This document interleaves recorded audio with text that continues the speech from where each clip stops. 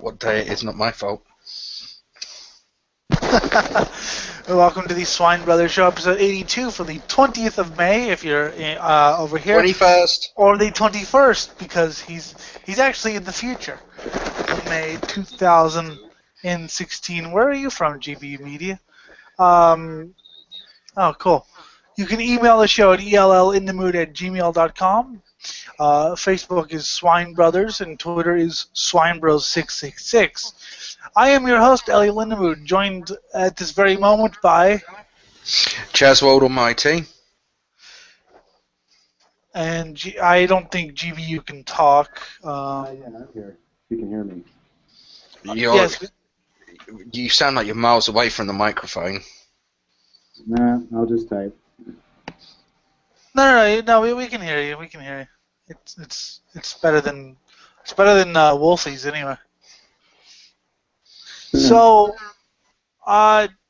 we had a very interesting debate. Chaz and I did a fake debate thing before we came on, which you didn't get to hear. Yes, I know, right? We master debated. I mean, but Elliot and I sat in a hangout together off air, and we master debated one another. Yes, it was a very beautiful moment. Yes, and those of you listening who didn't get to hear it, you missed out on possibly the greatest thing the show's ever had. And Chaz is eating. It's disgusting. I know, right? I'm eating chili. So, I have a bit of a rant before we start. And, Chaz, I think you know what this is about. I'm sure you're going to tell us. Well, yeah, if you shut up for 5 seconds. Well, you said my name. I know I did. Well, then, so you're admitting it's all your fault. Okay, then, go ahead. No, I'm just being a dick. So, I was hurry up, then. I was on Facebook the other day, yesterday to be precise, or 2 days before, and we're in Chaz's time, when I got a message saying that a comment has been removed and you have been suspended from Facebook indefinitely, or whatever it was. The comment was, quote, BMTH are just as faggoty as Slipknot.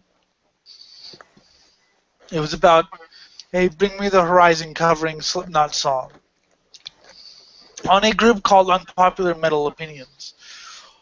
Someone took offense to it, but didn't just ignore it or tell me that I was an asshole. They reported it and got my account banned. Not for 12 hours, not for 24 hours, but I don't know, until Facebook decides that they don't want to ban me. So basically forever.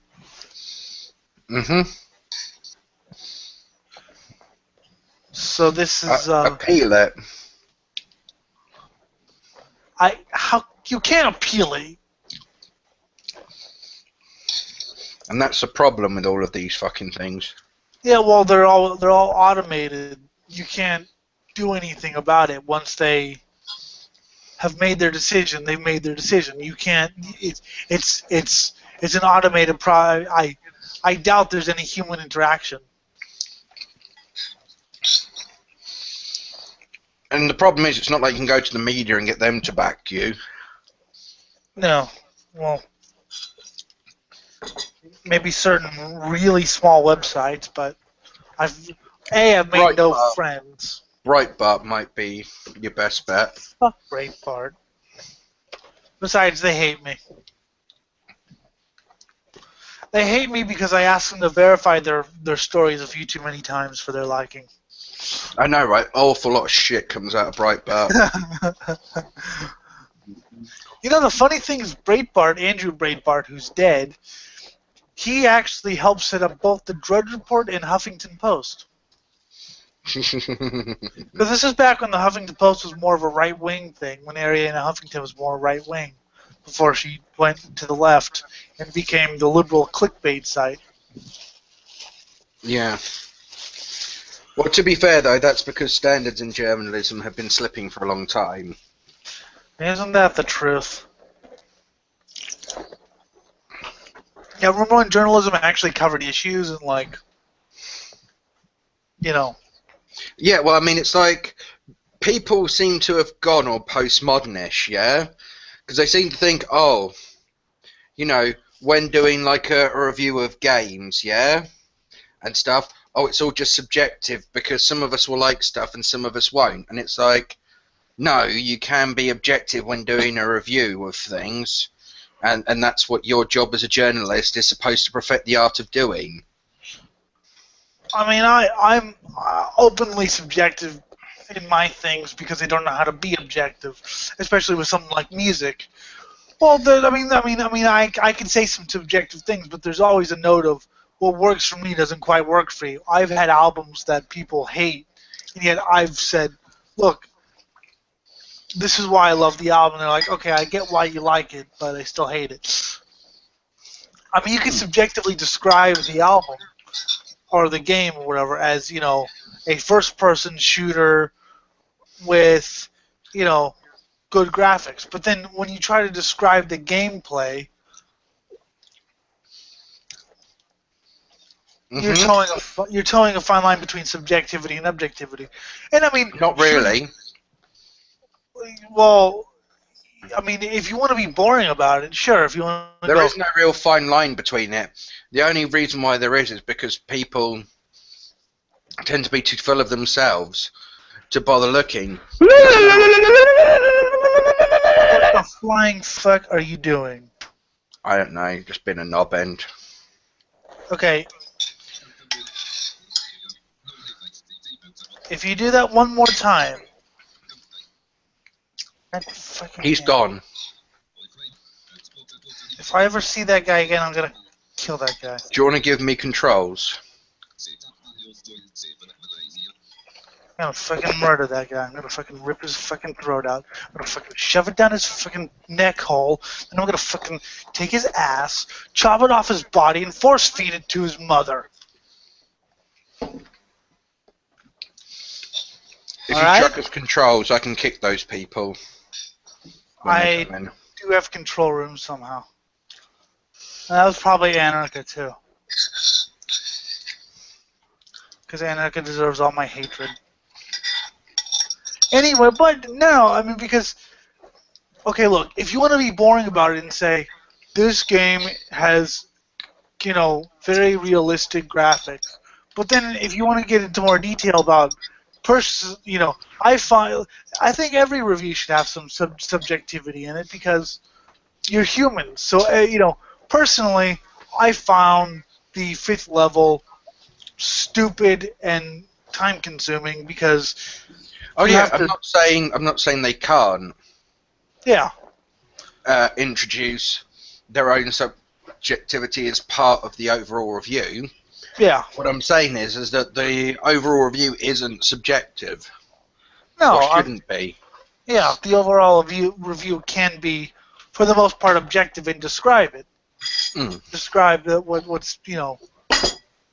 But I also think there's also room for. In my opinion, the voice acting was clunky, and the creators of this game should be eaten by giraffes who have been forced to eat meat. But then again, if you can describe what constitutes clunky, yeah? If we can have a shared agreement like, oh yeah, if the voice acting doesn't sound authentic, for instance, it doesn't sound like that person's just run like 5 miles. Which it rarely does, to be honest. But look, blood. What was that famous quote from Resident Evil where it's like, please, just do it. Ah! No. The famous quote, I think she's like, it's blood. Or whatever. It's like Plane 9 from Outer Space level shittiness. Visit. That would indicate visitors. But, yeah, most voice acting in game I just find kind of... Well, the early ones were, because of the voice acting, they weren't professionals. These people, I mean... They had some charm to it, but I mean, nowadays, like, you get, like... I was listening to some cutscenes from, I don't remember what game it was, but it was just like, look, over there. It is dark. oh no, I am running now. It's just like, really? Yeah, that happens. I mean, for the most part, it's usually the script is written very badly. Sometimes, though, with some games, it's deliberately done like that for the sense of it being like a piss take of the genre. Yes, I know, but like I said, the Resident Evil games just have the worst voice. I mean, it's charming, but it's just bad. I am walking now. Chaz is lame. No, I'm not. Yes, you are. Your mama loves my cock. I kind of find that hard to believe.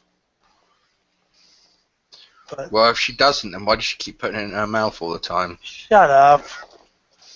You're in the future, Chaz. You're in the future. Just accept it. Yeah, so I know what's happened. You're So 8 if I was hours. you, I'd listen to me.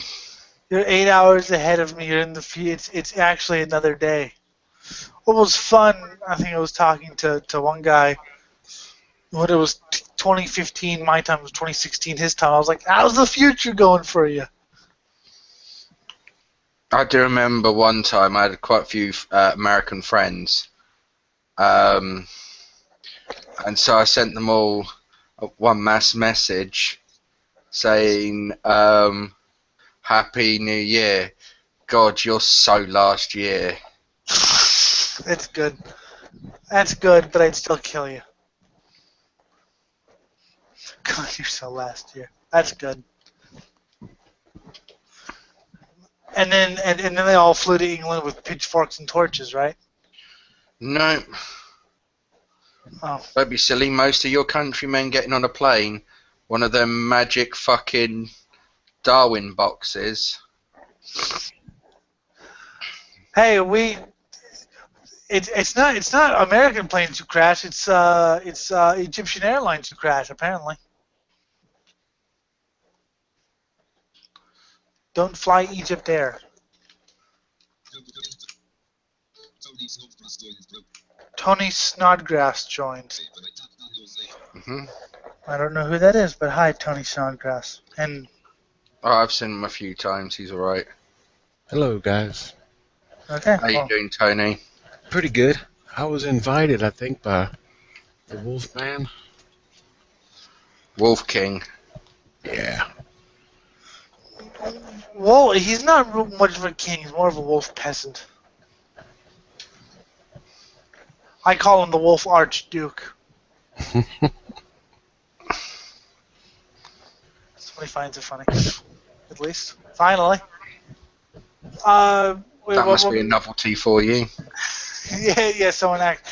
No, you laughed earlier, so shut up. Yeah, I didn't laugh now though, did I? What are you going to do? I mean, you're just going to keep trying to play on that one success for the rest of your life. No, I'm going to go to England with pitchforks and torches. I just told you. Okay. Well, hurry it the fuck up then. I don't need to. If I hurry up, then you'll know that it's coming soon. If I wait 30 years till we've forgotten about each other and show up, are you Chaz? Yeah? Oh, bless you. You think you're going to be alive in 30 years' time? Yeah. How would I not be alive? Statistically speaking, it's not on your side. Okay, what are you talking about? Well, obviously the New World Order, right? Yes. They're going to be rounding up people, and putting them in these FEMA camps. Now, everybody in society will be graded and rated. So, the smartest, the more physically able, right? They will get used first as labour. But all of the people like yourself, well, you'll just be exterminated, really. Why can't we just make it like space and resources that you are? Is that just being sarcastic, or do you believe that? Why can't we just make it like... I don't believe it. I know it. I've done my research. I think you need to do yours. Mm-hmm.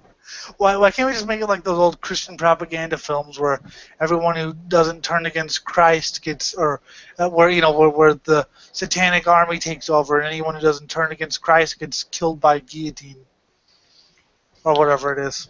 Funny enough, so you've heard a basic version of the story. Dude, I Well, used to it's watch. pretty tough. I like watching Christian end times films. They're fun. Does Yeah. it take more than one More than one what? Christian end time film? I mean, the plot and the endings all Yeah, about the same. yeah. Well, just watch A Thief in the Night, and you'll know what I mean. It's awesomely bad because of the bad dialogue and the '70s style. It's awesome. Yeah. After that, you don't really need to see any. Well, actually, he's done other things that are awesome. The director of A Thief in the Night. The fourth movie is they wander around a van fighting off mutants and turning one mutant to Christ. That's worth watching. And the mutant's name was Chaz. What are you talking about me for now? You're not even paying attention, are you? I was, but I just don't care. And that's where the murder button comes into play. But yeah, so anyway, I'm going to go to England. Wait a minute. You think you're going to survive? I know I'm going to survive. And why is that? Because I'm intelligent and physically able. You're not that smart. That I'll be good enough to work the fucking line. And I won't be, huh? No, you're blind. So? Sight will be required in future generations. Well, I can... They might... You see, what will happen is that you will have the possible chance of gaining a set of eyes from somebody else, like a transplant. But I mean, the chances of that happening are rare. Well, I mean, what I'm hoping is I'll, pretty much talk my way into living. I mean, if I have to rat on a few people, I can always turn Eric in. Well, that's fun.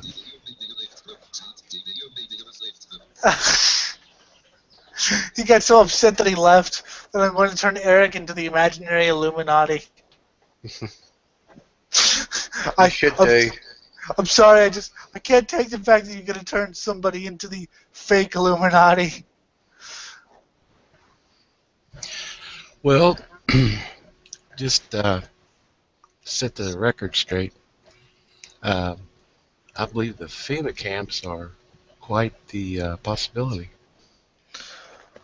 About FEMA camps, there actually was a thing in the 80s to try to turn FEMA into a martial law organization, and they actually did think about putting people in camps, but that was more detention centers for anti-war protesters but that's they don't really do that anymore, but they do have possibly lists of everyone, who's thought to be a dissident person, but I don't think they'll actually act on it.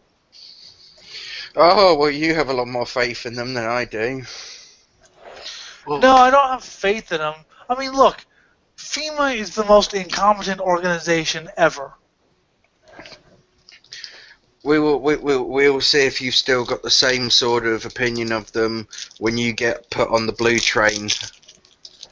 I like the blue train. Oh, we're not talking about a reference for like drugs or something?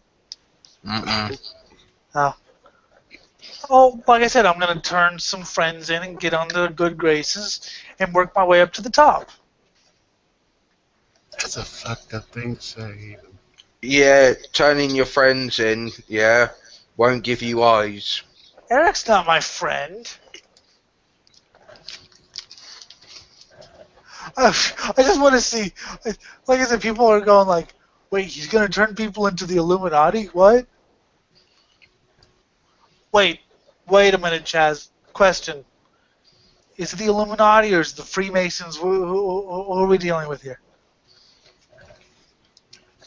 They go by many names. Well, name them. I'll see if I'm in one of them. Right, you got the Freemasons, the Illuminati, the Templars, the Hospitalia. I'm in the group called Chaz is a cunt. Yeah.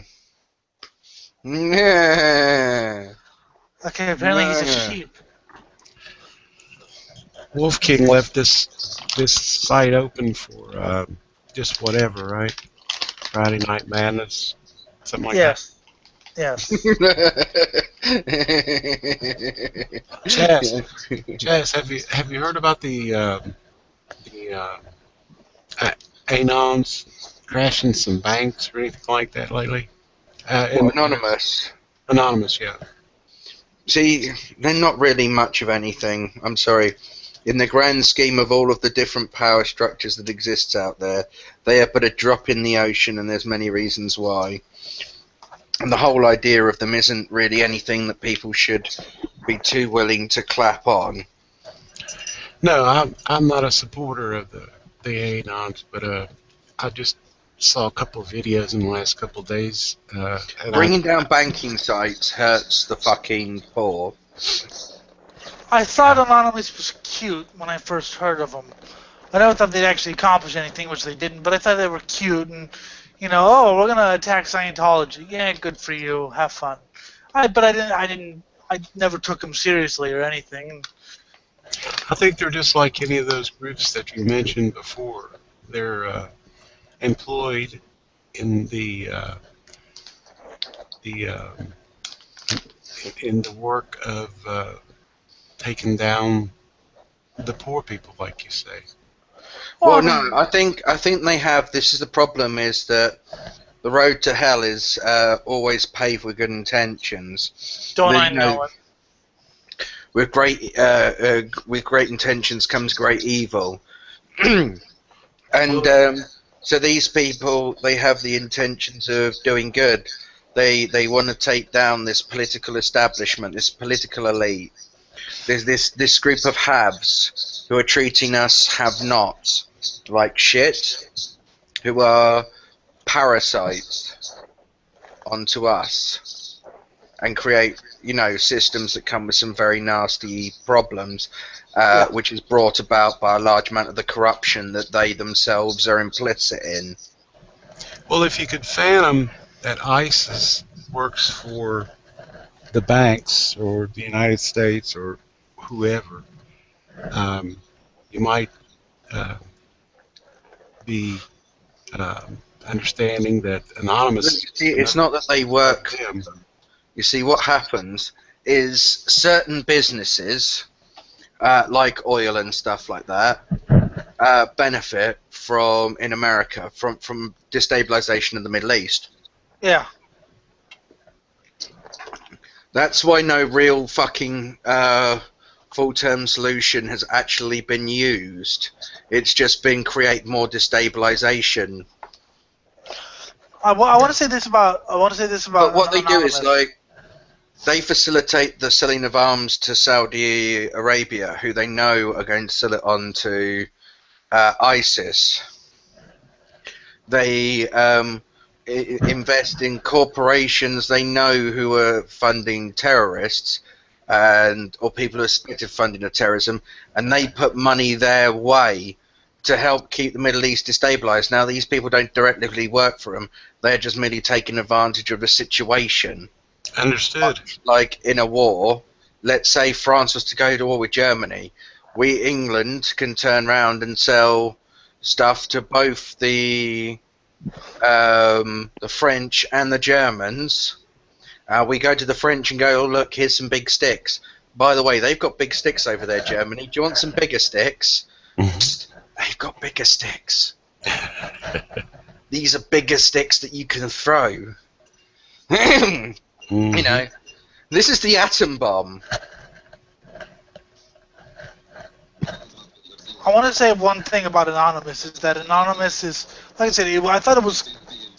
Shut up. I thought it was kind of cute, but no, not my screen reader. It kept going off. I thought it was kind of cute at first, but they're just teenagers. I mean, that's a lot of Anonymous are bored teenagers who learn basic hacking skills, and they parade around the street with V for Vendetta masks. I mean, big deal. I just don't get the point of them. Well, I think it's somewhat as a response to the genuine issues that are going on. Now, the funny thing is, the truth, yeah, sounds like a conspiracy theory, yeah? Because it's not trying to say what you think it's trying to say. It's actually very, very literal. It's not talking about, some sort of X-Files, big government collusion sort of thing. No, it's just merely stating the obvious that in competitive markets and in the sort of society that we have, people who are high up are going to collude together to ensure their power. We've seen it in the echelons of royal families. We've seen it in the echelons of governments. We've seen it in the echelons of multi-corporations. We've seen it in the echelons of the playground. This is natural human behavior on every single level. Yeah. But that collusion, that expense, that is becoming at the expense of someone else. We enjoy very cheap shrimp in the West, and part of the reason is for that is slavery in Thailand, where it all comes from. Mm-hmm. We benefit from low oil because everybody in the Middle East is going to be looking to try and sell oil because there isn't much else to do there. And if they're constantly at war, they're going to be looking to fund a war. And look, trust me, countries at war, they'll kick out any money on anything they can that will give them the edge. Yep, no price is too great. Your country's at war, it's going to need to make money. And why? Because it's going to need to buy weaponry. It's going to need to buy soldiers. It's going to need to buy equipment. It's going to need to grease the palms of other countries. Yep. But yeah, I mean, I'm not saying Anonymous's heart wasn't in the right place. I'm just saying that. Well, I mean, that's the thing, but the problem is they've all got good hearts, or so they think, on the variety of stuff. Because sometimes, like Anonymous goes after things like ISIS, or goes after sort of like big hate groups like the Westerbury Baptist Church, yeah? Or go after, governments, looking to try and get hold of sensitive documents to prove, certain bits of fraud and corruption in our government, so that maybe we might be able to get a few of them arrested, and then maybe the rest of them would start thinking twice. Yeah, I mean that's. I know someone who is a diehard Anonymous fan, and when Anonymous is like going to war on ISIS, they're like, "Ooh, ISIS doesn't stand a chance." I'm like, "Yes, fucking, they're gonna get so many pizzas delivered to their secret headquarters that they're just gonna give up." Well, I mean, that's the other thing of ISIS. ISIS of Anonymous is that this is a group that could be like they can attack anybody in any operation. And it does attract a large amount of conspiracy theorist nut jobs. There are lots of schizotypal people who end up gravitating towards these sorts of cults. And what they're looking for is some ad hoc rationalization to any action that they do. It's why religion's so fucking popular. I can do whatever the fuck I like because God's got my back on it, and if not, then, well, I can just apologize and God would be okay with it. Here's the thing about Anonymous, though, is that anyone could join Anonymous, because Anonymous isn't really a group. Yeah, that's the other problem.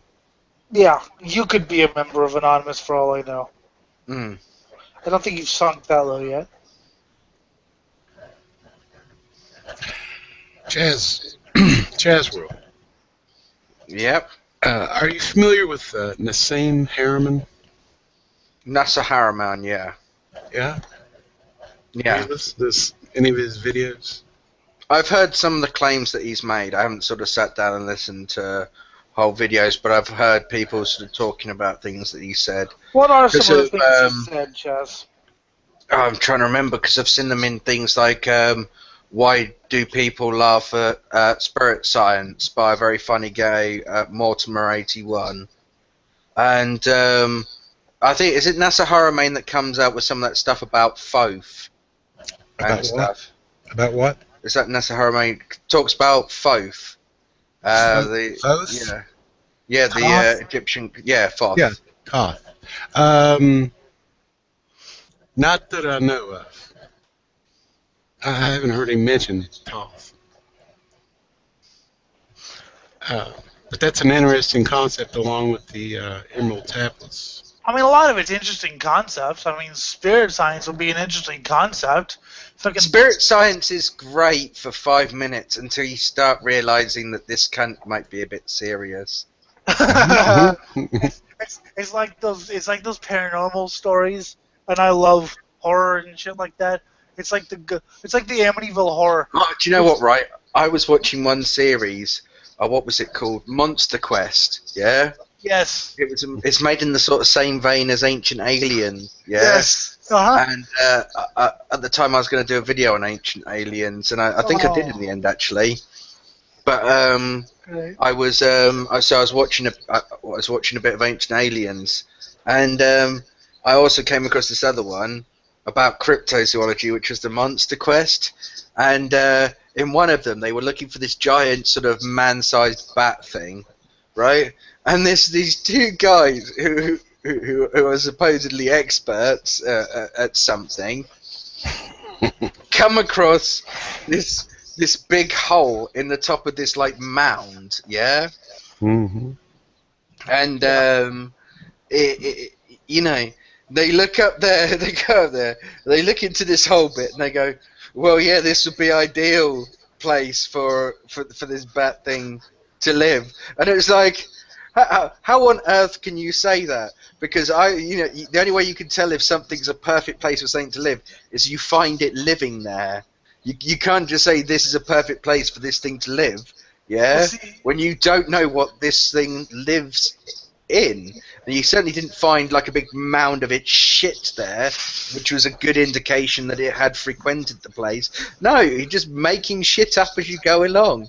And I love the way they try and show the balance by they'll have a cherry-picked quote of some scientist somewhere that almost sounds like he agrees with them, yeah?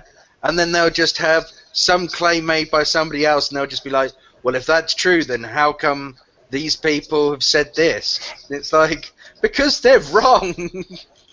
I was Because they made it up. I was reading the Amityville Horror the other day, which I got for free. I was like, this is a good book, and then, wait, people actually believe this shit?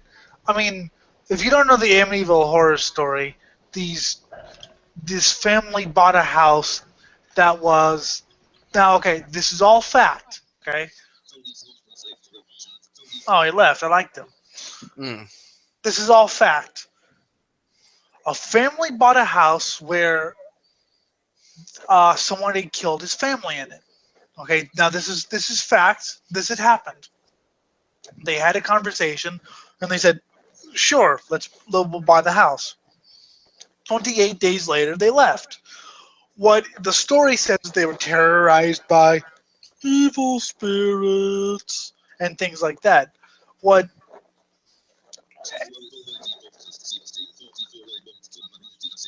Okay, fine, but let me finish my freaking sentence, Chaz. Yeah, that's why I wrote it in the sidebar. Fucking continue. Shut up. So yeah, it was, the story's all about, an exorcism and things like that, and they were haunted. And The story paints them as a perfectly loving, happy family. In actuality, the family was very much unhappy. They were torn by lack of money and, failing marriage and things like that. So they had a bunch of problems and they were fucking drunks.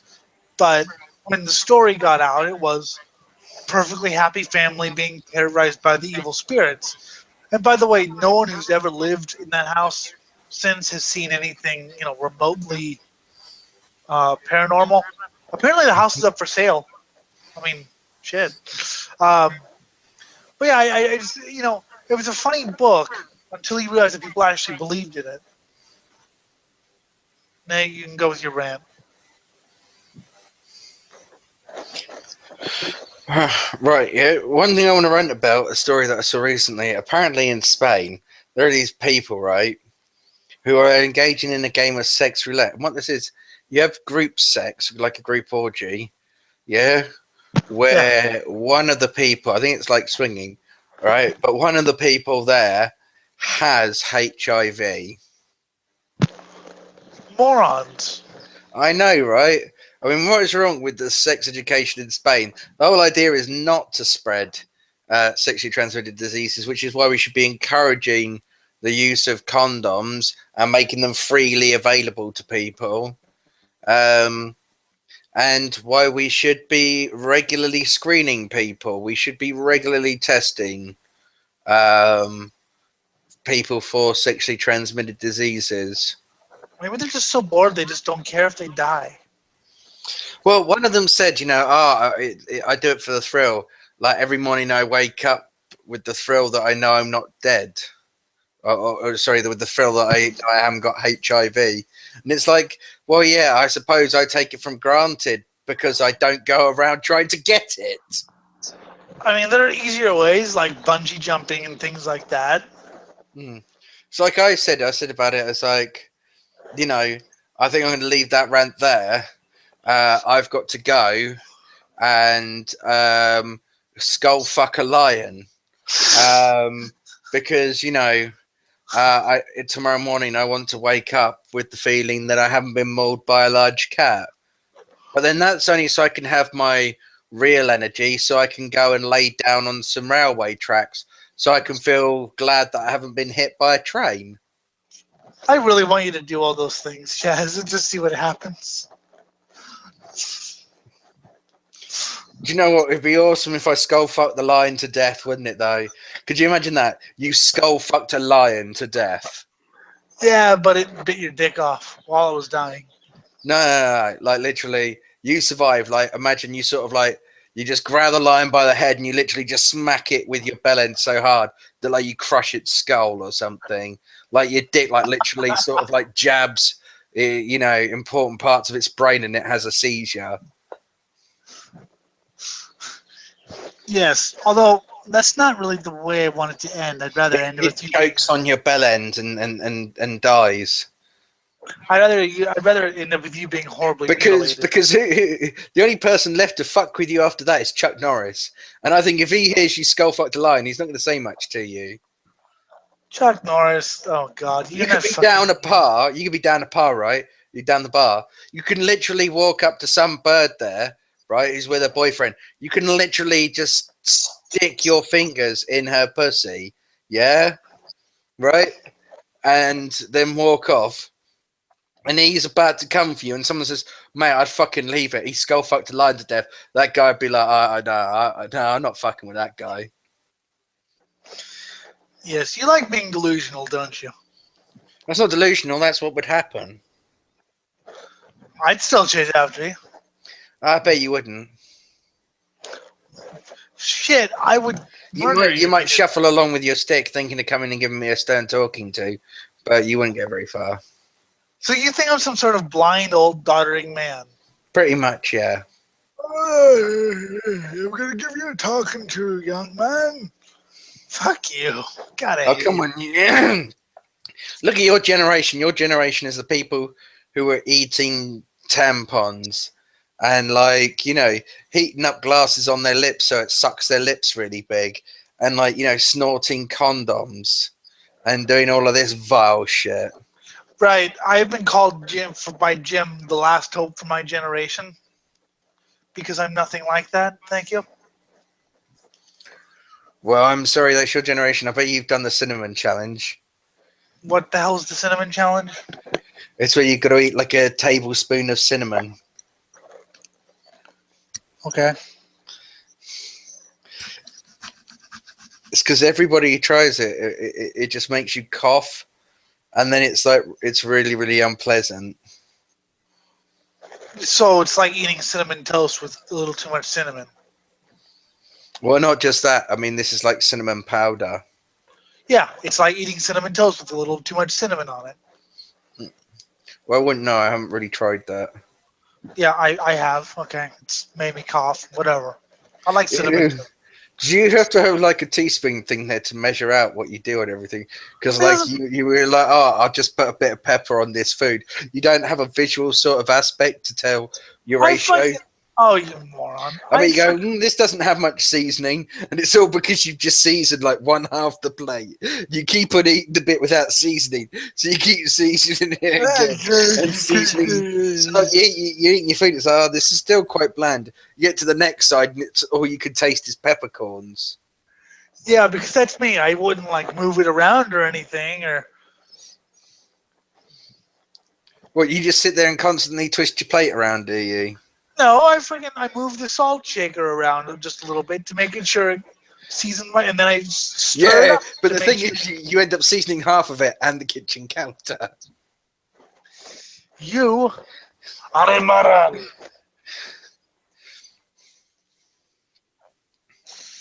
Yes, I'm not that stupid, you know. I think you are. You've never eaten with me. Mind you, actually, I've just realised I've kind of fucked myself because the measuring of what you'd put on it out is like you'd still have that same problem to a degree, but the only problem is it would limit you from adding too much more. So you wouldn't necessarily get as bad an effect when you got round to the second side. Yeah. So anyway, I've eaten cinnamon toast. And it had a little too much cinnamon with nothing else on it on one little part. Yes, it does go down your throat and you cough. Wow. I don't get the point of that challenge. I'm starting a new challenge. I'm starting a new challenge. The pour a bucket of acid on your head challenge. There will actually be people who'll do it. I know. It'd be awesome. They fucking film it. They're just walking out, their fucking nose burnt off. I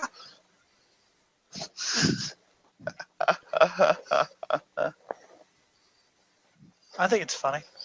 Well, someone has to.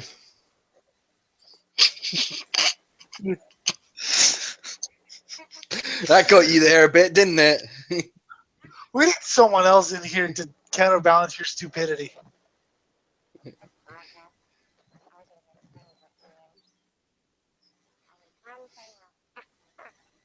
What the hell are you listening to over there? Sorry, what was that? What the hell was that noise over there? Oh, I was listening to a video. Don't do that while I'm fucking here. It bled through. Oh, boo-hoo. It bled through, and I'm gonna get my fucking. I'm gonna get a fucking copyright strike. Gonna get your tampons out your handbag there. I'm gonna get a copyright. Yeah. You say that until I get a copyright strike. Okay. Yep. And then when I get a copyright strike. Yep. Yeah. And then what are you gonna say then? You're not gonna get a copyright strike. You'd be surprised. No, and if you want, what we can do is we can make sure we have that covered. What video was it I was even watching now? Let me just scroll up and I'll tell you.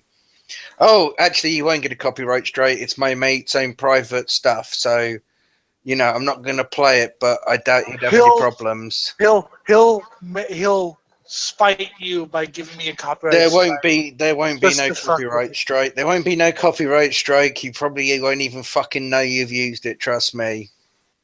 See, and I thought it was a very good video. and truly inspiring. So I've been critical of it, so therefore it's covered under fair use. Now shut up. See, I think it'd be funny if you actually Shut up. knew you were doing it and copyright struck me just to spite you, not knowing it wasn't. Well, that's okay. No, then we can prove the fair use. Yeah, well, they don't care if it's fucking fair use. They'll fucking That's spend okay. your Then channel anyway. we'll take them to court privately. Let's take YouTube and Facebook to court. Let's sue them for being stupid. Let's sue them for making stupid fucking rules. 50 million in damages.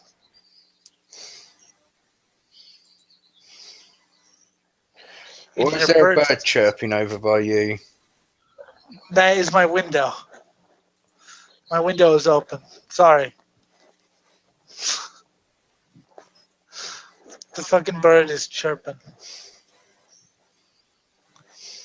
Sorry. I'm not closing my window though. I'm fucking lazy. See, it's gone now. Mm-hmm. Good. Sounded like a little cunt he did. You just hate everything today, don't you? I hate everything all of the time. It's useless. What else do you have to rant about? I mean, not that much. I mean, that was mainly the sort of thing that story about Spain. Everything else is just milling along as usual. A lot of the news just seems to be telling me things it thinks I didn't know. Like, the Tories did some corruption. Really? You think? You just catching on to that now, dearies? Yeah, pretty much. I haven't actually been. I'm waiting for the shock headline into tomorrow's paper. Secrets of history revealed. Hitler killed Jews. Well, you don't say. Really? Yeah. Here's the thing that they didn't want you to know. Germany invaded Poland in 1938. Shock horror. Wait, they invaded Poland in 1938? Holy shit! I thought they invaded Poland in 1939. Well, no, it was it must have been 1938. They invaded Poland before 1939. Okay. Yeah, I'm sure of it. Because we started the war in 1938. No, you didn't. Yes, we did. September 1st, 1939. Sure, it's 38. September 1st, 1939. Germany invades Poland. Then was it Czechoslovakia they invaded first then? That wasn't part of World War II, though. That was basically... You morons just were like, peace in our time. I'm sure the Second World War started in 38. I'm sure it was 38 to 45. No, it was 39 to 40. Because what happened, and Hitler wanted to annex Austria and Czechoslovakia, and you cunts gave it to him. Well, to be fair, they England and France held a referendum in Austria, and Austria voted to become part of Germany. But Germany annexed Czechoslovakia, and Hitler goes, "Oh no, we will not annex anymore. We are done." And Neville Chamberlain, peace in our time. It was 39. I do apologize. Ha! Yes. Who's the dumbass now? Although technically, the Emperor of Japan aimed to dominate Asia and the Pacific, and was already at war with the Republic of China in 1937. Yeah, but that's so different. That's still technically part of the Second World War. See, I tried that argument, and somebody shouted me down, and they said that it overlapped. Doesn't matter if they shout you down. That doesn't make them right. I know some people like to think that way, but it doesn't. It wasn't. Well, but it wasn't because it was kind of their own thing. It was kind of them doing their own thing. There was no allied assistance or anything. It was just kind of, you're okay. You're gonna fight this battle, okay. So it wasn't really part of the Second World. It was the Sino-Japanese War, which lasted in World War II was an interesting time because there was the Sino-Japanese War in World War II, which don't forget Japan joined forces with Germany. I guess it does overlap, but like I said, I got I got yelled at for saying that it was part of World War II because apparently the Japanese like to think And they're we not. did storm the Streza front in June 1935. Yeah, but that's also not World War II. You're talking about just different things that happened. World War II was officially declared when Yeah, I Germany know. invaded Poland. It's usually said to have started 1939, but there were bits leading up to I that. mean, one could say it started in 1914 when World War One happened, because World War Two is basically just an extension of World War One. If you think Well, about not really. It's one of the main contributors is the Great War. That kind of set up the dominoes that fell to World War Two, but the dominoes could have fallen many different ways from that point onwards. There were certain things that had to go, had to happen along the way. The domino had to pick one branch or the other before there was, there were several different, forks in the road. but the Great War was definitely a contributing factor Yeah, because I did just when say it that. ended, it solved nothing. But it's much like you go back to any specific branching point when you're talking about history, and you're talking about all of the possible things that could have happened instead. But A happened instead of B, and therefore all of these things had to happen because B didn't happen, and you can call that a contributing factor. There's always you can go back through causes to a new root cause. See, I just think it's such a weird time in history. 31 years and two world wars. Well, You yeah, know, it's only because we handled the fallout of the First World War so poorly. So the Second World War had to happen. you know, well, then I guess you can kind of consider some of the wars Napoleon's world wars in a certain way. Not really. They don't fully At least fit. the developed world. The I mean, Asians don't count as people. the I Right, mean, stop. the worst war was the 100 Years' War between England and France. And who won that again? The English. Yeah, because they're fucking lazy French people. Well, they kind of surrendered begrudgingly. All right, we're done with this. We are going to go back and eat snails.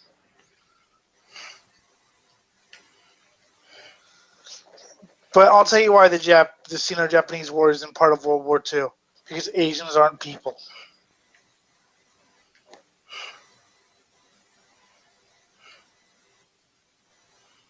And that shut him up. I just thought that was incredibly racist, and I just didn't know I couldn't handle that fully. My brain wouldn't let me. You said worse things than that before. No, I haven't, and I find that rude. An accusation to make about someone. Oh, really? Go listen to Wolf King's show. Yeah, what about it? You were the one who made the affirmative action joke. That was merely nothing but a bit of light-hearted japery amongst friends.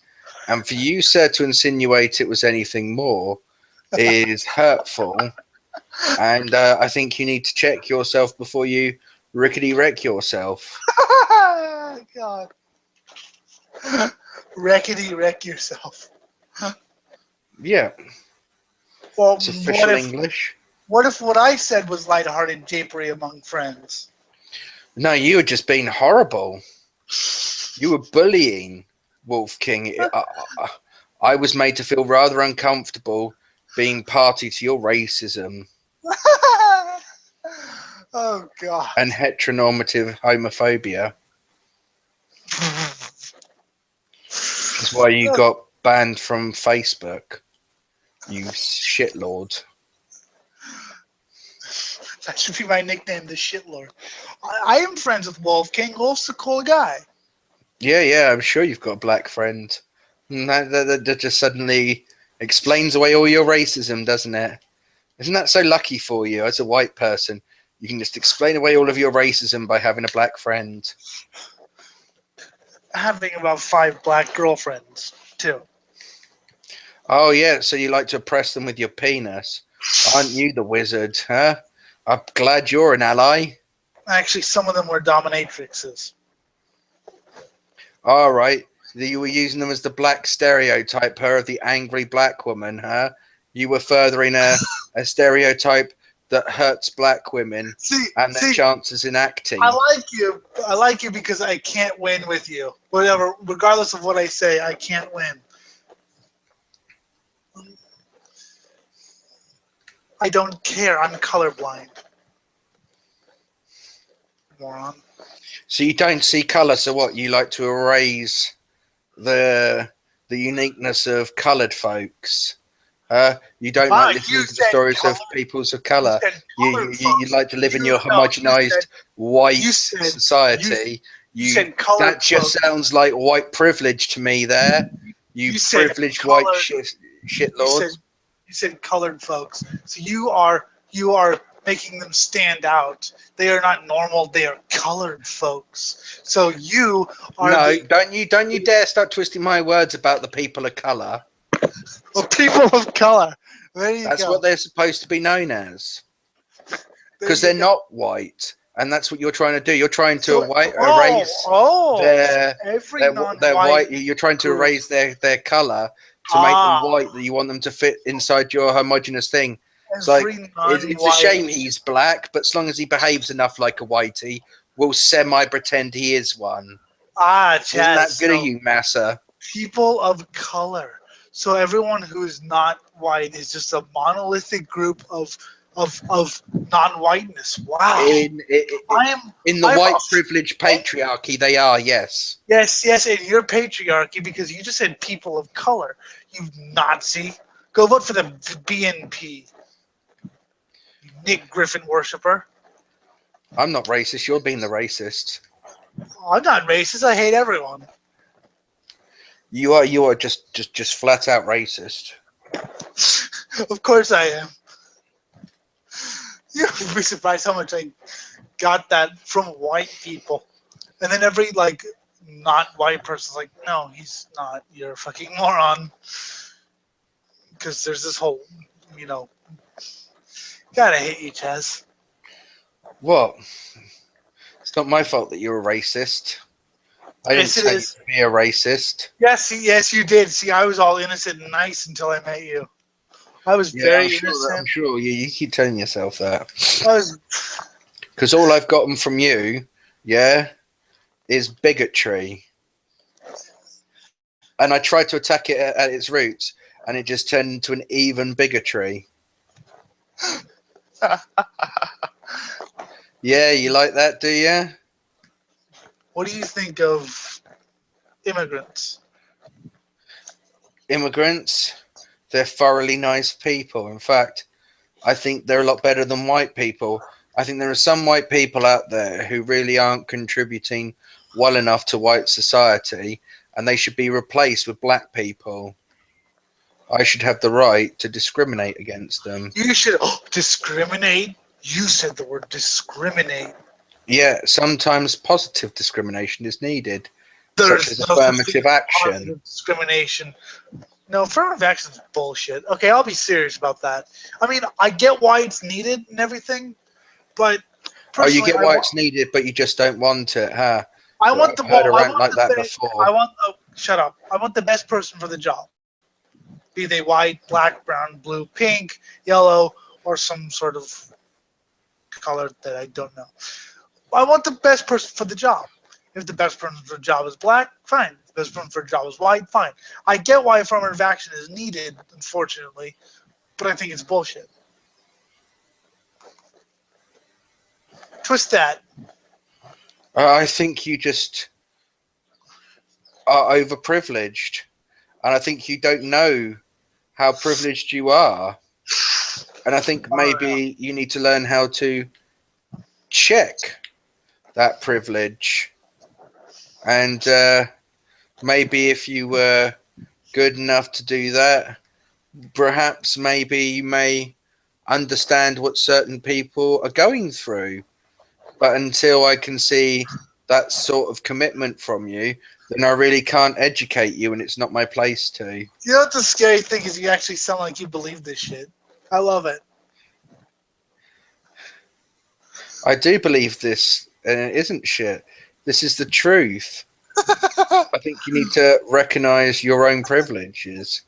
You see, you're born white in a white man's world. So, you've gotten by easier than others. And yes, you may be sight impaired, but, if you took a black man who was sight impaired, he would be far less off than you. Oh yeah, because I'm so fucking well off. I just roll in good success. Hey, I had to work for everything I fucking have. This show, okay? I had to build it from the ground up. We hired a promoter who turned out to be useless. Well, how much did you really hire him, though? I mean, what was his pay rate? He said he'd be the promoter, and he even said when we So wanted. you When didn't we actually wanted, pay him anything, so there wasn't really a contract for him to fall back on. actually, there was going to be. If he would actually do his job, he would have been compensated. We can't pay you if we don't have the money, but if you help us grow, you'll be paid handsomely. Oh, so basically what you're saying is you offered him 40 acres and a mule. How are we supposed to pay you with the non-existent money? I'm not fucking rich. Well, I mean, it's not my business. I'm not the one in charge of how you get the finances. But, you want me to give you a service, then you pay me. You will be paid, and you will have ownership of the show, co-ownership of the So, show. so what you're saying is you want to give, whoever is responsible for promoting you, yeah, you want to give them a bonus. Like, so if I do the work, you can claim on it, yeah, and then you'll give me a percentage back of the royalties. Probably a quite large percentage because I don't eat much. Well, how much of a percentage are we talking? How good of a job can you do? Can you actually make it? I mean, we made like 50 cents so far. Well, Even I've made more than that. He even set up a fucking Patreon account that no one's donated to. Have you got a PayPal tip link? No, I don't. I guess I should. It might be an idea to invest in one of those as well. Why don't I just fucking give you the fucking password for the account? You can fuck with it. Now, I was the one who had to update everything when we changed the name. Nobody else updated. I had to update everything in the description because no one else could be bothered.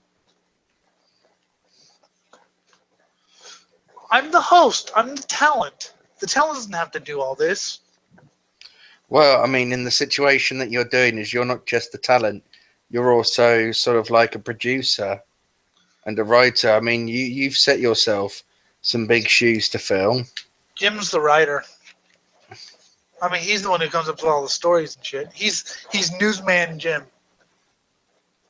Your co-host cunt. Right.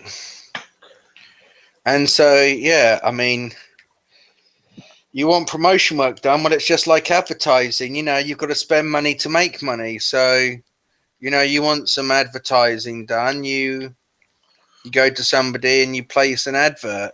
Perhaps you pay somebody to make an advert for your company. He did make an ad. Pay to display that. He said he was going to put some money into it, but he never ended up doing it. There's other ways of advertising. For instance, there's sponsored content. No, this is one of the great bits of corruption that you can now do with media, you see. What happens is I come to you, yeah, and I say, oh, you're looking to promote this product. Well, I'll talk about it favorably on my thing, yeah, and then obviously you can get the fallback from that. Yes, fine, do that, and I'll pay you when we make. But I'm just saying, if all of my contributions and everything are going to be going on, I think I deserve a little bit of the moolah from a certain point forth. I understand, and I'm willing to give. I've told fucking Jim I'm willing to pay him once we actually make money. I'm actually willing to pay. I have nothing against freaking paying you guys for all your fucking hard work. Nothing against that. One problem right now is that thanks to my great promotion habits, we don't have any money.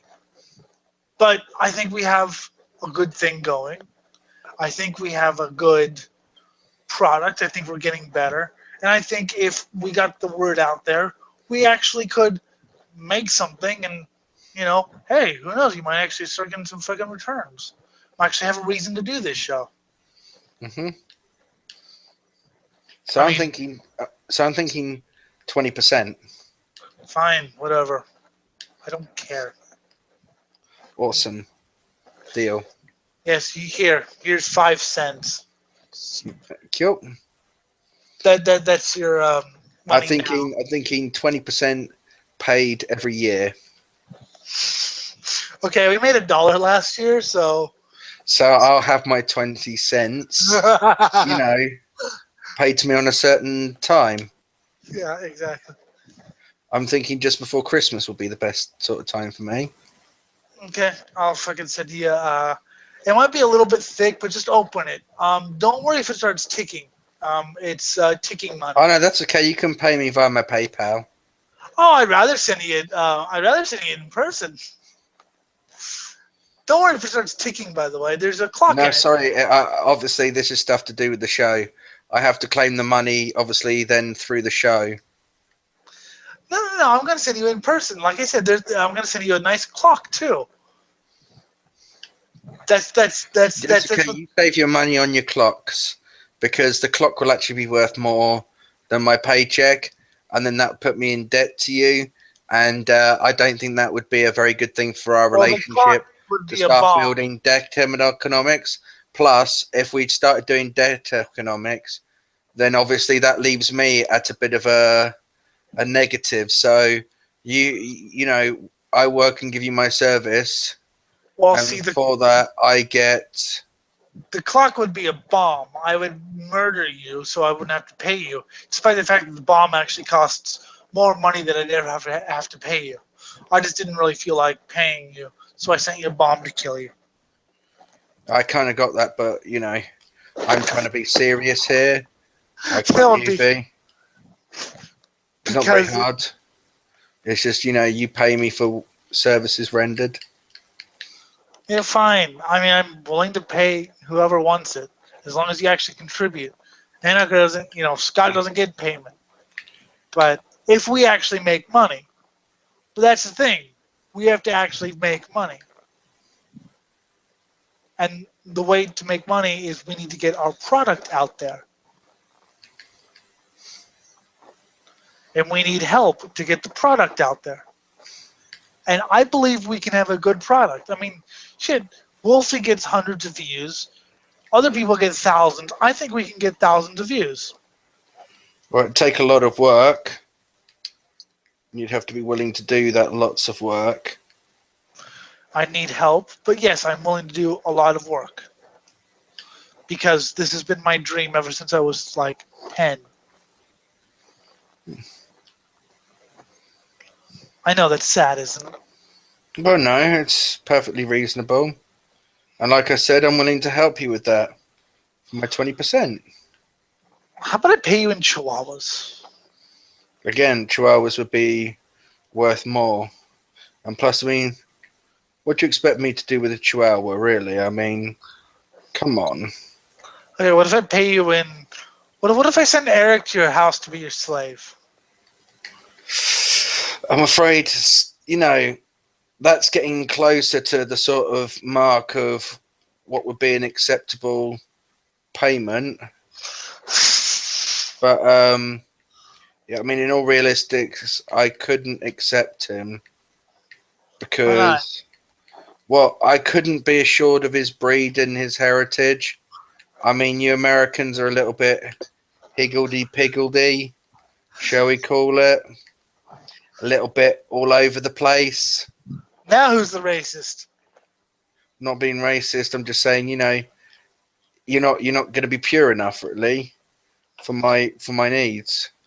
And why do you need pure people for your needs? Well, because if I'm going to do slavery, I'm not just going to own slaves. I'm also going to breed them. Ah, okay. Well, I don't know. So now, okay. Oh, so you want to breed slaves? I was just Yeah. gonna give you one as a joke, but you want to actually breed. So you're the white Well, male privilege. if you're going to have slaves, you may as well breed them. I mean, come on. Ah, so you want It's to not a hard one to figure out. reinstitute slavery? Ah, you oppressor. Well, I wouldn't say no to slavery. I mean, I can understand, like most, that it has its uses. That some benefits are born out of slavery. You're just a dirty little oppressor, aren't you? Well, I mean, it's not my fault that things work certain ways, and we just have to deal with how those certain things work. Can I just ask a question? What the hell were we talking about originally? I don't remember, nor do I care. Really. Yeah, me too. Oh yeah, I was calling you a racist. Yeah, and I don't know why. I think it's because you're a bit of a shitlord. Because you hate Eric because he's Mexican.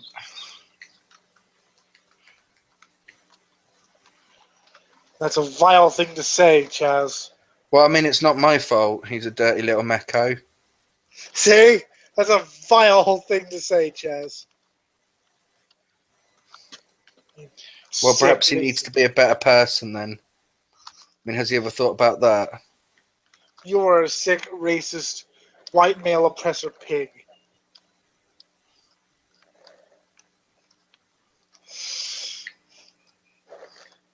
If anyone actually believes what we say here, you're a moron. I don't believe what I say. Like, I hate everybody. I believe what I say. I'm a racist Nazi. 88, man.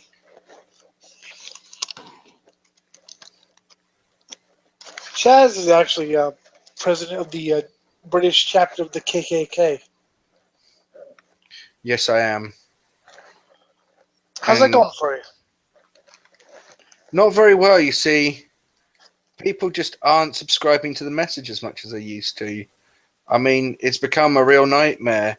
I mean, it used to be the day you could go around knocking on a few doors and there'd be lots of people willing to be afraid of immigrants. But now, I mean, it's really, really difficult to... Well, I mean, now I think it's just you have competition. You have the EDL and Yeah, but none of these ones are real ones for racial purity. I I mean, know. they're really just the Jews. You see, what the Jews are doing is they're trying to turn the white man against itself.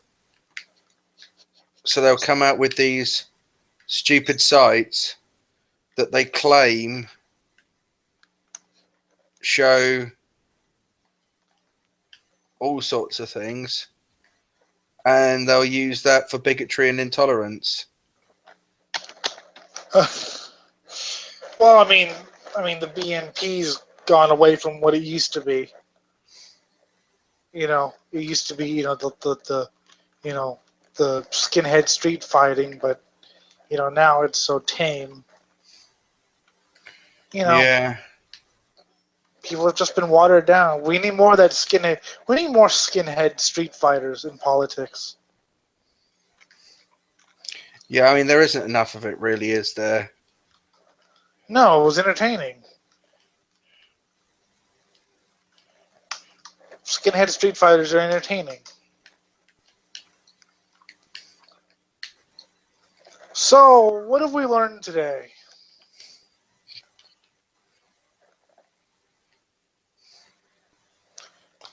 I don't know. What have we learnt today? We're both racists. You might have learnt that. I'm not a racist. Yes, you are. No, I'm not. That's not what your friend said. What friend? Wolf King. Wolf King said you're a flaming racist. I bet he didn't. I bet I can make him say it. He knows better than to talk about me like that. How should he describe you then? Master would be a first step. Okay. Your lordship is another way. I don't mind him describing me, if it's something that helps. Okay. I think you just proved my point. Thank you. Well, I'm just merely stating things how they are. I mean, is there something wrong with that? Am I not allowed to do that now? Am I forbidden from telling the truth? I think some people might complain, yes. About what? I mean, what are you trying to say? I hate black people? Yes. I don't hate black people. I think everyone should own one.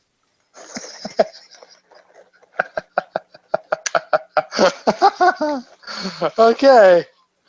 Thank you. Welcome to the Swine Brothers Show. That was Chaz who said that. What? What's wrong with that? I think I'm starting to wonder if you have an issue with something that I said, and it's I don't know why. You just said I think everyone should own a black person. Yes. So there's some advantages to it. Okay, what are the advantages? Pardon? You want me to list the advantages? Did you say? Yes, what are the advantages?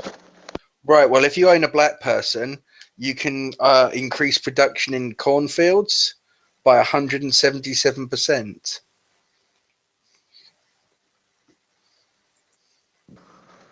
So you should just own. Yes, I don't know why I take issue with something you say, but there's just something about it that I don't agree with.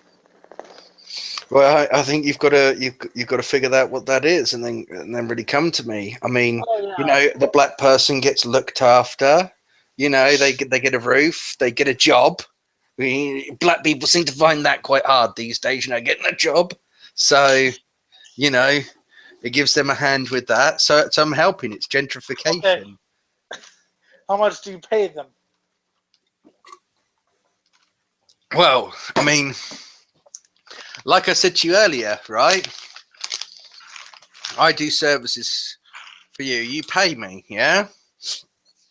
And much like you're saying, you know, I don't have the money now, but I pay in the future. But like I said, these people, if they work hard for many, many years and they prove themselves and they obviously help contribute to the company, then at the end of it, I will give them 40 acres and a mule. With no money or food or anything. Oh no, and they got to work hard to get that 40 acres and a mule, and you know. And what age do you usually give them the 40 acres and a mule? Well, usually it's sort of like a retirement thing, so they can retire onto their own land and raise a family. I mean, it depends on how long you work with me. I think 25 years is a sufficient amount of time. If you've been with a company for 25 years, they should literally be paying for the rest of your life. That is kind of true. But so after 25 years, when they're all old and tired out, you give them 40 acres of barren land. No, it's 40 acres of land. It's not Doesn't always have barren. Doesn't Like have some anything will on be, but I mean, it's a random 40 acres of land. Okay, so you give them 40 acres of land, a mule, and just tell them to have fun. So they're 50 or something like that, and just ready to retire and relax. And they have Well, to go I mean, they'd be around. starting at the age of sort of about 15, 16. So they're 40, 41. So, you know, you're kind of a... Well, see, I don't do that. I start about the age of like 7. And usually have them for about 50 years or so. You see, that's just cruelness. I do think that should be the thing, though. Like, right? I think if you rent a home privately, yeah, for more than for 25 years, yes, it's like you move into a flat, you're there for 25 years. You've been paying rent every month for that 25 years. As far as I see it, you should legally own that property by then. Yeah, pretty much, right? You've probably paid more than it's ever going to be worth anyway. Exactly. I mean, that's what would be going on. If you're paying a mortgage, you'd be paying sort of that. Yep. And they could make it a fixed rate, so whatever goes on, they're still going to make money from it. You know, I think your idea about after 25 years the company should pay for you would be great, except for I know what companies would do for that. We have to pay for him now? Arrange a little accident, will you please? Oh, he's dead. We don't have to pay for him. Sweet.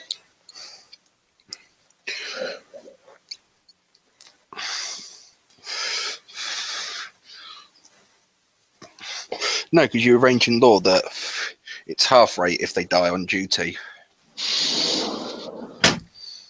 Welcome to the Swine Brothers Show. We are saying horrible things. Chaz wants to own a black person. Well, no, I'm just merely saying that there is some value in forms of slavery. Yeah, but I'm not commenting on whether these are good or bad values. I'm merely saying there are some values. There is a way to rationalize slavery. Shit, you can rationalize anything.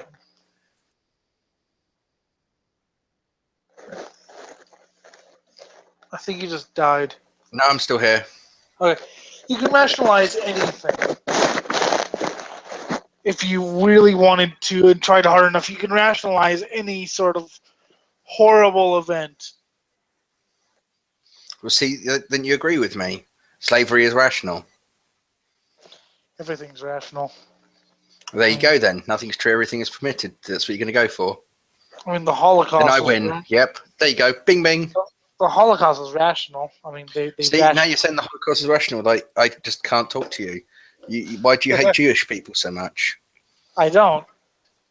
Well, you clearly do if that's what you come out with. It was rationally executed. They were thinking about it. They weren't going while they were doing it. You don't know who they were. Anyway, keep talking for a second. I'll be right back. By the way, in case anyone thinks we're telling the truth, we are. Everything you hear is true. Not really. Everything is true, and everything is also fake. Hopefully, Jim will be back soon for one of these shows. Sorry, I'm yawning. I'm very tired. Hopefully, Jim will be back soon for one of these shows so that we can actually have some conversation about stories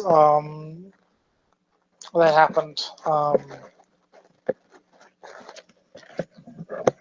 in the world of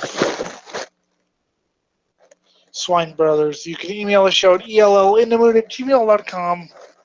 Facebook is Swine Brothers, and Twitter SwineBros666. Chaz has gone off to do something horrible, I presume. I wish him luck with doing something horrible.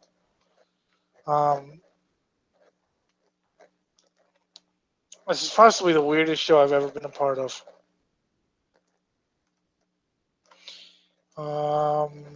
Yeah, so that's all I have to say. And he's still not back yet, so I have to full-time more. Destroyer 666 is coming to LA later this year. That's going to be fun. I should do some sort of like concert,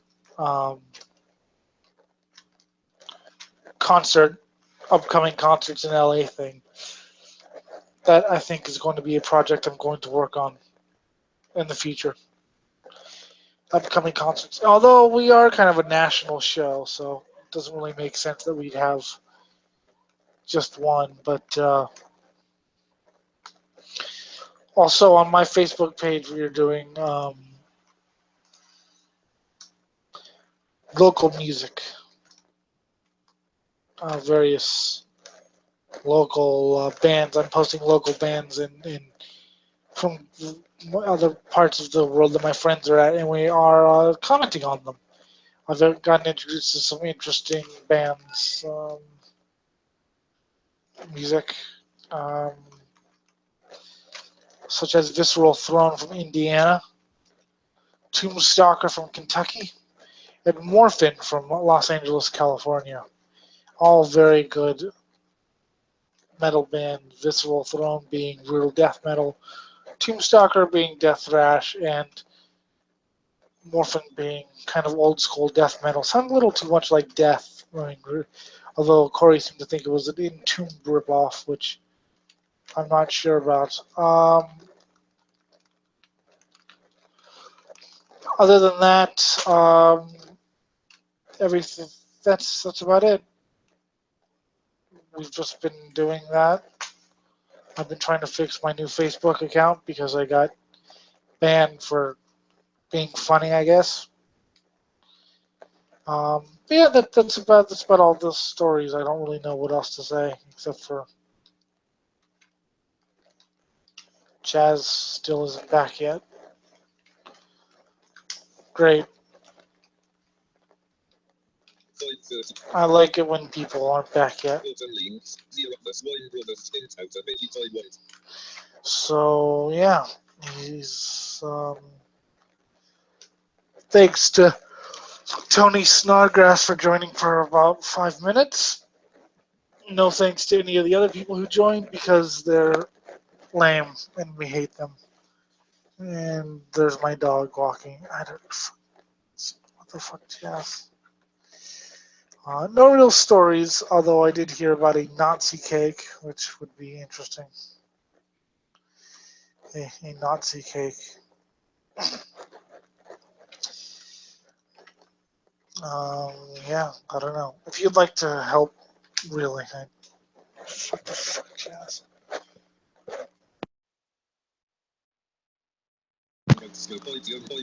So yeah, that's. So think about it this way, right? You say you're arrested and you don't have a job. What happens is you're put into the slave pool, and people can buy you, and they own you for 20 years. And at the end of that 20 years, once your time's up, you go to the government, and you'll draw a pension from them that will be made up of this. That would have been your pay, and the system then pays for itself, and you have the ability to run a functioning society with slavery. So everyone's guaranteed their sort of like their 40 acres and a mule at the end of their 20 years. You just love your 40 acres and a mule, don't you? Well, that's what it was known as.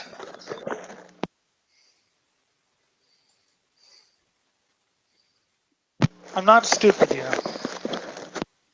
You keep telling yourself that. I will. Why don't you go jump in a lake?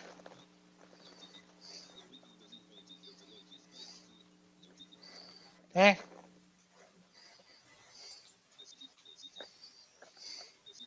Jump in a lake, Chaz.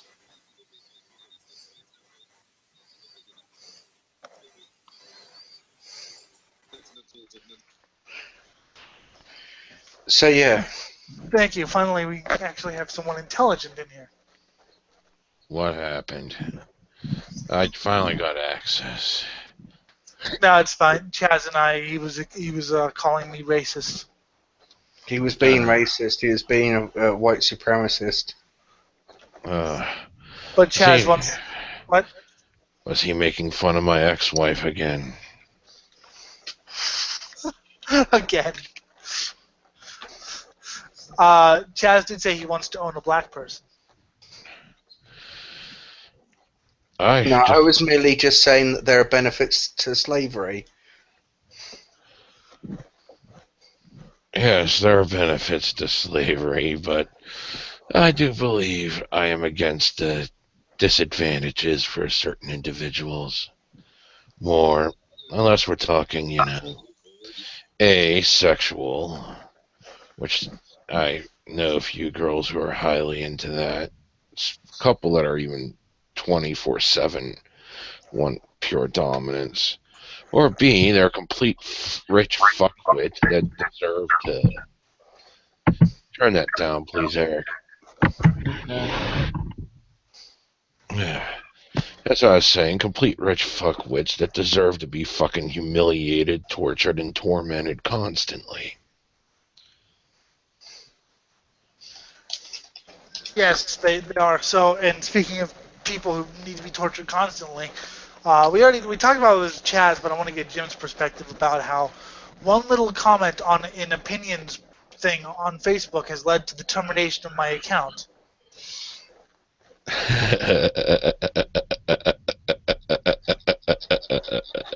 Join the club. Yeah, I know, right? hmm I usually use my dummy accounts for posting shit like that.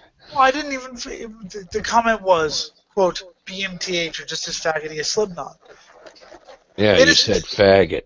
Everyone says faggot on that page. Yeah, but someone decided to use it against you.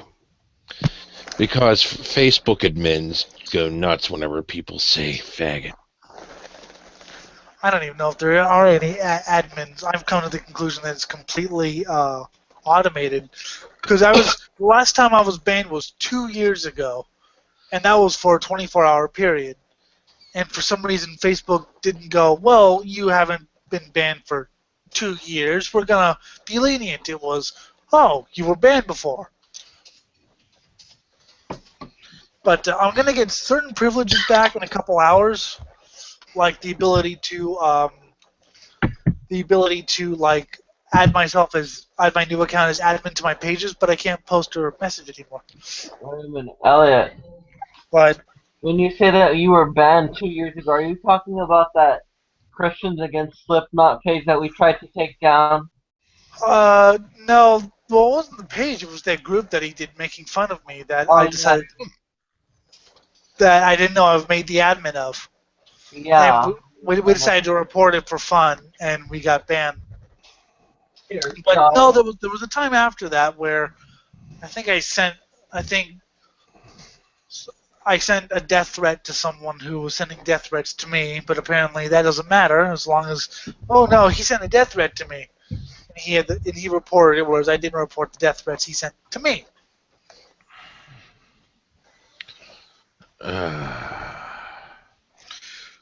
Anyway, what's new in the world? Fuck. I've just been fucking fragmented. Me too. And I just got this fucking new job. It's fucking easy as hell. My boss told me, you could slow down a bit. You don't have to be working and sweating so much. It's like, first off, I'm a sweater. Second off, no, I'm not gonna fucking slow down. What's your job again? I'm just working in the fucking warehousing. This time I'm packing. It's like they're worrying about my health or well-being or whatever, but it's like, dude, this isn't even fucking hard. It's not stressful. There's no real heavy lifting. Yeah. So I don't see why you're fucking all worried about me just because I'm sweating. Right? I thought sweating was normal. Yeah. I think Chaz works in a crack house. More than once. Yes, the crack house. Oh, Michael asked me when I'm supposed to be streaming. We might get someone fun in here. I have been able to find a couple articles. I just got to see if I actually was smart enough to bookmark them because I was half dead when I found them. I'm still doing some research on what you asked me to do research on. Oh yeah, I do need that researched. Because that would be a coup. Who was the one who said black metal was pop? No, not said black metal was pop. It was think it was Mercury or whatever, where they tried to fuse pop and fucking black metal.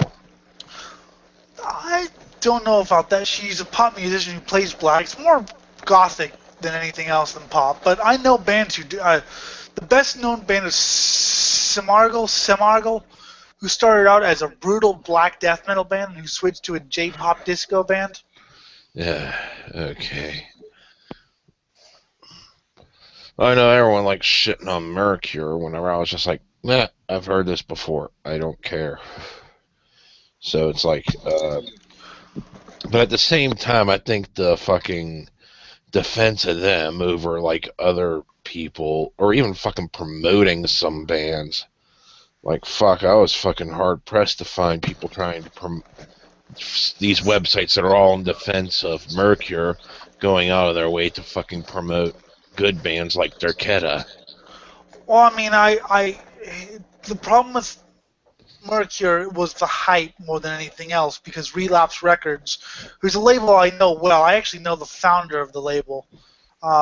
He's an old grinder from the 80s. Was promoting it as the next best thing in black metal. It wasn't so much, and there was this fake mystique about it because they wouldn't reveal who it was until later. So that, I think that's where it's coming from. Was it's not good black metal by any stretch of the imagination, but it's not the worst thing. It's not liturgy or Death Heaven. To find out what Death Heaven's on, that'd be interesting. What label Death Heaven's on.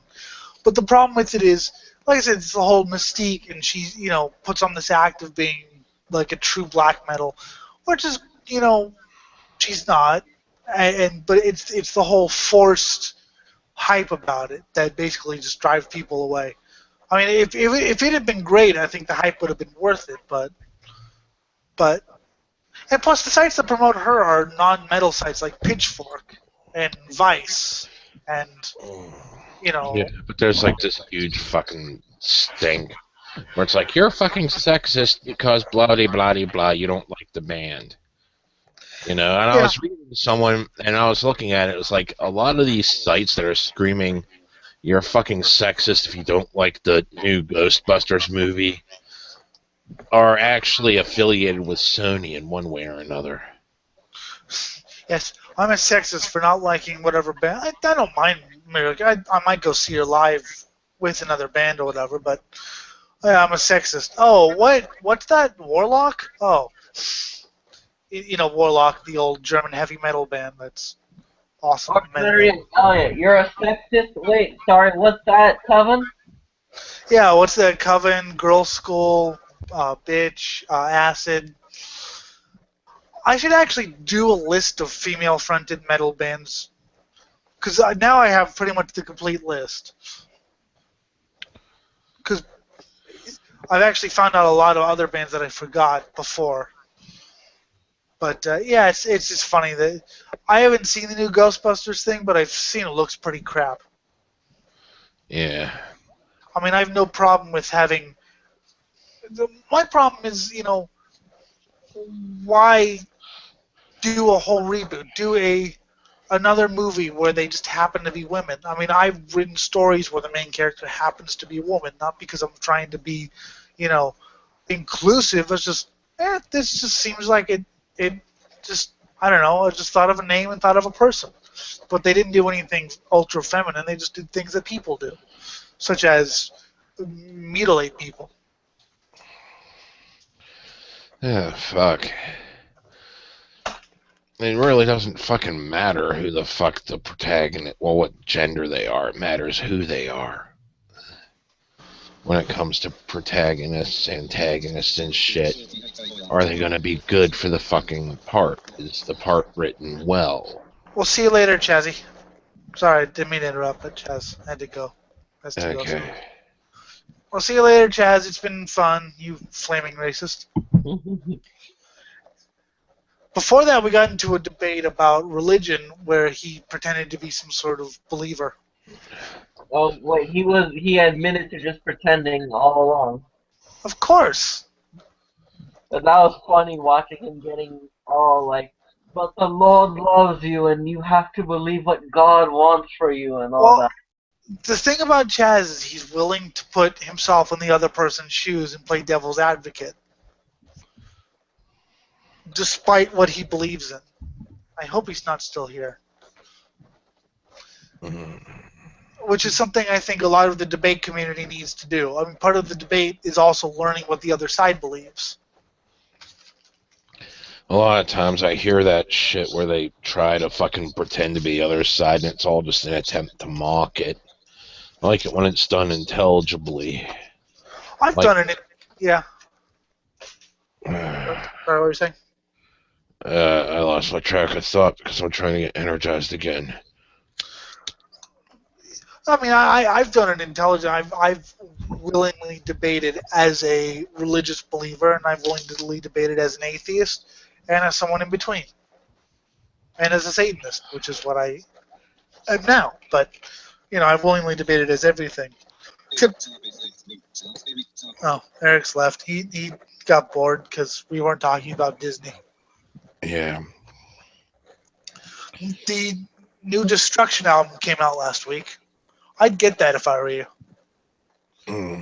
I should check it out, yes. It's very thrashy. And Destroyer 666 is playing. Yes, I saw that. I shared that. And it's coming to my town. Oh, yeah. Yes, they're very good. He was the lead singer's name is KK Warslut. Sounds like fun. He was in a band called Bestial Warlust for a while. Bestial Warlust. Then he formed Destroyer 666. But yeah, I'm just hanging out here. Nothing really to do or think. Oh, fuck, my tooth hurts. That's not kind of good. where I'm at. I'm not at fucking ugh. Just because the fucking shores of hell opened up for a while there. And now I'm getting my feet back. That's good. Because, it's good to get your feet back. And I have to add everyone and explain. I've gotten so many messages. Wait, weren't we already friends? Yeah,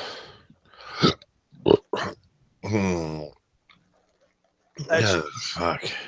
Yeah. Yeah, why are you adding me again? What happened here? A lot. So yeah, I'm gonna keep my account around just long enough to kind of cannibalize it for friends, and then add my me as an admin to all the pages.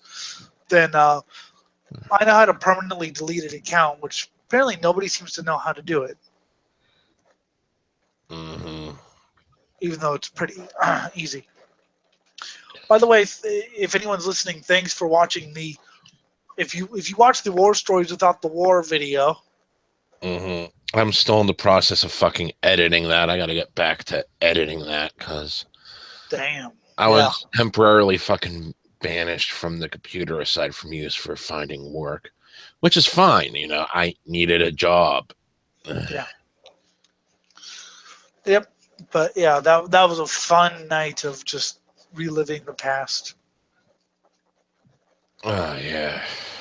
And then I think the night after that, Scott and I stayed up till like 5 listening to music. I think I DJ'd for 8 hours. And I still had more. Yes. Scott added 2 bands. One of them wouldn't play, so I DJ'd all the rest for, like I said, 8 hours. And there was still more on the queue, and we're like, okay, we're going to call it a night and just... Yeah, I haven't seen really any news stories. I saw the one about the woman having the 1,000-pound bison for sale on eBay or Craigslist. That's something I haven't checked out for dating, just to see what kind of losers are there. A housebroken 1,000... What the... Oh, there's kids screaming over there. God, I hope they're being tortured. Please tell me they are. I hope they are. Yes, a woman was selling a 1,000-pound housebroken bison named Bullet on Craigslist. And apparently someone bought this bison.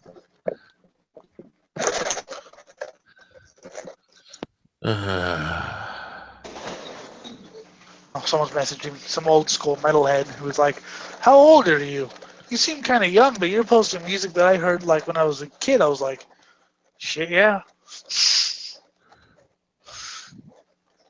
Um, yeah, I haven't really seen any interesting stories. I heard Kim Kelly's been raging again. You know, the Mm-hmm.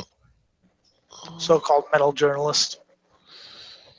Yeah, that was one of the things I found that I got to do more research on. Just because we've already shit on a lot of her work already. We need to be a bit more better about it, I guess. Yeah, pretty much. People are actually messaging me wondering if I'm online. Doing my show right now. You can join though, if you're cool. If you're not cool, then fuck off. Last Friday we didn't do a show because you were busy, so I spammed Wolf King show with 90 minutes of. Yeah. I heard you fucking got Wolfgang to quit his own hangout. Did I hear that right? What happened? Did you tell me that you got Wolfgang to quit his own hangout? I think. Yeah. Sorry, I'm just giving the guy the YouTube address. There we go. Yeah, he left, and then I didn't realize he'd left, and then Chaz and I just started getting into a conversation about whatever, and I was like, "Oh, we've been off air for like 30 minutes." Yeah, and of course I told him the "How do you make a 3-year-old cry" joke. I'm surprised I wasn't banned for that one. That was awesome. If they were like, "What the hell?" Yeah, I basically, because I told him his style of hosting is he plays video clips, which wouldn't be bad except for he plays them over Google Hangouts, which just don't sound that good.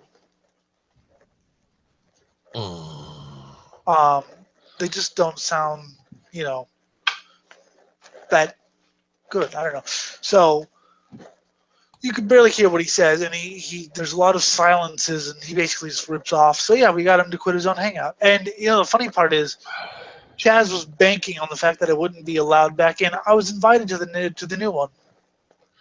Ah, sweet. I was gonna join it, but I was like, nah, I got to do this show, keep up appearances. Yeah. Even though we're not doing much right now, cause I've been slack-assed.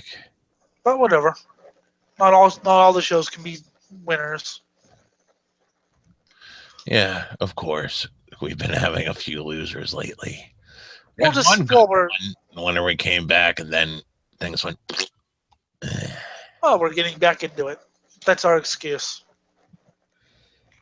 We're getting back into the rhythm. Yeah. But once we do, then it'll be.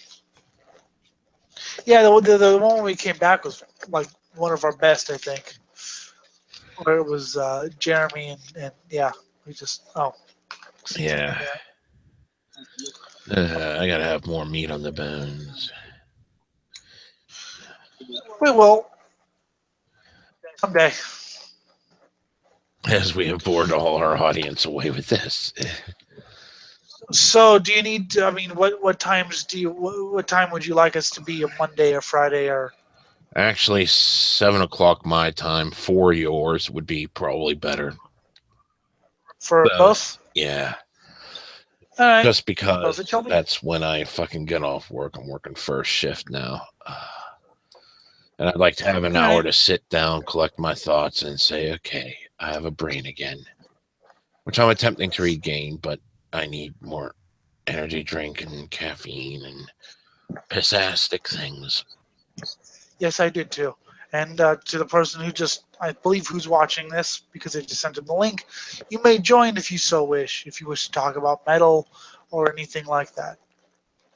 Because we're always up to talk about metal. I found a band you might be interested in. What? They're called Satan's Host.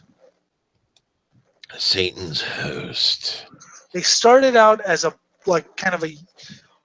If you think about like a power metal band, like a thrashier Iron Maiden, like U.S. power metal, like the '80s kind. Hmm. They started out like that, and they had the vocalist for Jag Panzer. They released one album and one EP that was supposed to be the second album. They broke up, then reformed as a death metal band. And now they're the only way I can describe their sound now is if you mix black metal with power metal.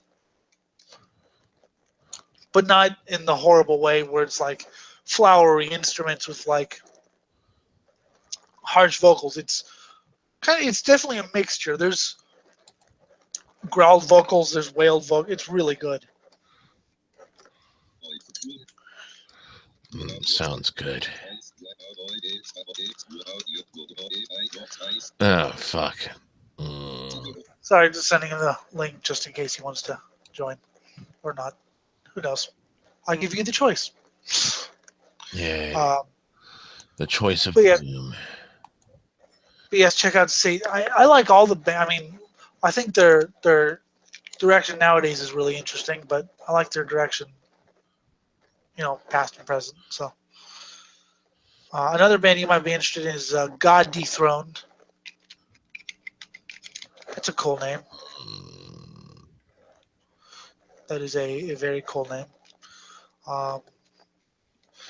Did you hear one of Donald Trump's delegates has been arrested for I don't remember what it was, either child porn or child molestation. I don't remember which one it is. Beautiful. Everything just collapses. I love it. I shit you not. I can find the link for you if you want. I'm wondering if it was one of the turncoats that decided to support him in the end. Or if it was like, someone who was diehard all along. Let's just look for the link. Fuck.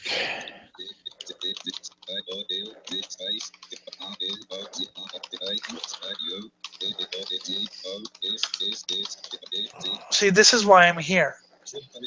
Yes.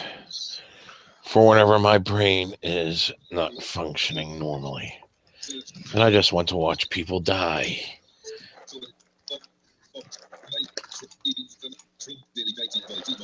There we go. He's just a person with a... I got what? Yeah, dude. Okay, where it being here? It's coming. Goddamn. As it says, praise Satan over and over. There we go. There we go. And here we go. Ooh, this is even better than I thought. Trump delegate indicted on child pornography, explosives, and machine gun charges. Go, man, go. The Maryland man was named as a Trump delegate to the Republican National Convention. Sweet. I love it when politicians fall like this. I just love it. Don't we all? A Donald Trump delegate to the 2016 National Convention has been indicted in Maryland on federal charges that include using a minor to make child pornography, illegal possession of a machine gun, and illegal transport of explosives. Oh, yeah. That's pretty heavy. Caleb Andrew Bailey, 30, from Waldorf, Maryland, was indicted late Wednesday, according to a release from the Department of Justice. Bailey is listed by the Maryland Secretary of State as a delegate who will vote for Trump, the presumptive Republican presidential candidate. Trump won the Maryland Republican primary in late April with 54% of the vote statewide. Bailey was selected at the same time. Authorities were first alerted about Bailey in February when he allegedly tried to send ammunition and weapons to someone in Wisconsin through the Postal Service. Word. I'd like to mail order me some of those fucking ammunition, yeah, and weapons. Yeah. Exactly. Build my own militia. Mm. Did we read the one where the guy was killed by a tree shredder the first day on the job? No, but we should do that. Bailey did not respond Thursday to an email about his status as convention delegate. We strongly condemn these allegations and leave it in the capable hands of law enforcement. Trump's campaign emailed the Daily Beast. He will be replaced immediately. Musical delegates. Bailey is not the first Trump delegate to cause a stir. Earlier this month, Mother Jones reported that the campaign's California delegation included notorious white supremacist William Johnson, the longtime leader of the white nationalist American Freedom Party.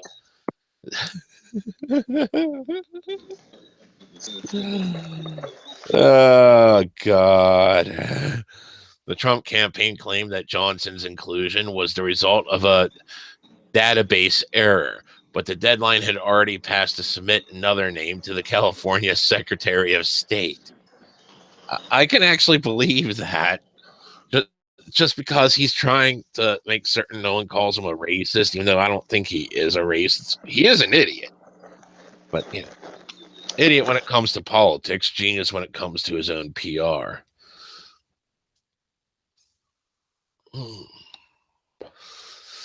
But seriously, that's still funny.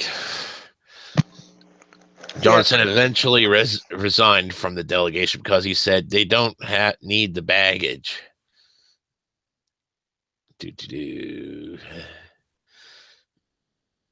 Yay. That's great. Yeah, some explosives and child porn. I thought you'd like that. And here's the man tree grinder accident. See, I'll be the news getter for now. Go ahead, do that. That's what I'm That doing. brightened my day.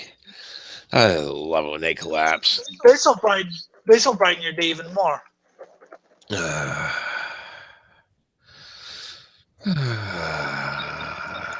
we go. Man dies in tree grinder accident during first day on job. I'm glad it wasn't me. See, that's the definition of a bad day. Officials, this is in Guilderland, New York. Officials say a man on his first day on the job cutting down trees in an Albany suburb has died after he became entangled in a tree grinding machine. Did you not button up? Did you just wear loose clothing? Yeah, right. I mean, I will wear loose clothing on a lot of jobs around certain machinery, but there's other machines where I fucking tighten up, batten down the hatches. There's no fucking way I want caught in that shit. I mean, there's shit I know I could get out of, like certain rollers and shit, but like whenever things are like fucking high speed conveyor belt with fucking weird mesh designs that will catch anything, yeah, I tend to fucking not wear loose clothing around that. Police in Guilderland, New York, say the 23-year-old man had been removing large trees Wednesday in front of a home when he fell into a wood chipper. Rescue personnel pronounced him dead at the scene. This bit's dead. This bit's dead. This bit's dead. This bit's dead. This bit's dead. Oh, that bit's still moving. No, it's dead. Yeah. Countryside Tree Care had been removing trees at the property. David Bowers, an employee of Capital Crane, which subcontracted for the project, tells the Albany Times Union it was the man's first day. Whoops. Yeah. Oops. Yeah. That's great. That is awesome. It's a bloody mess over there. Yeah, I think that bloody mess is dead. Oh no, it's the new kid. Mm. It's the new kid. Fuck. What the fuck?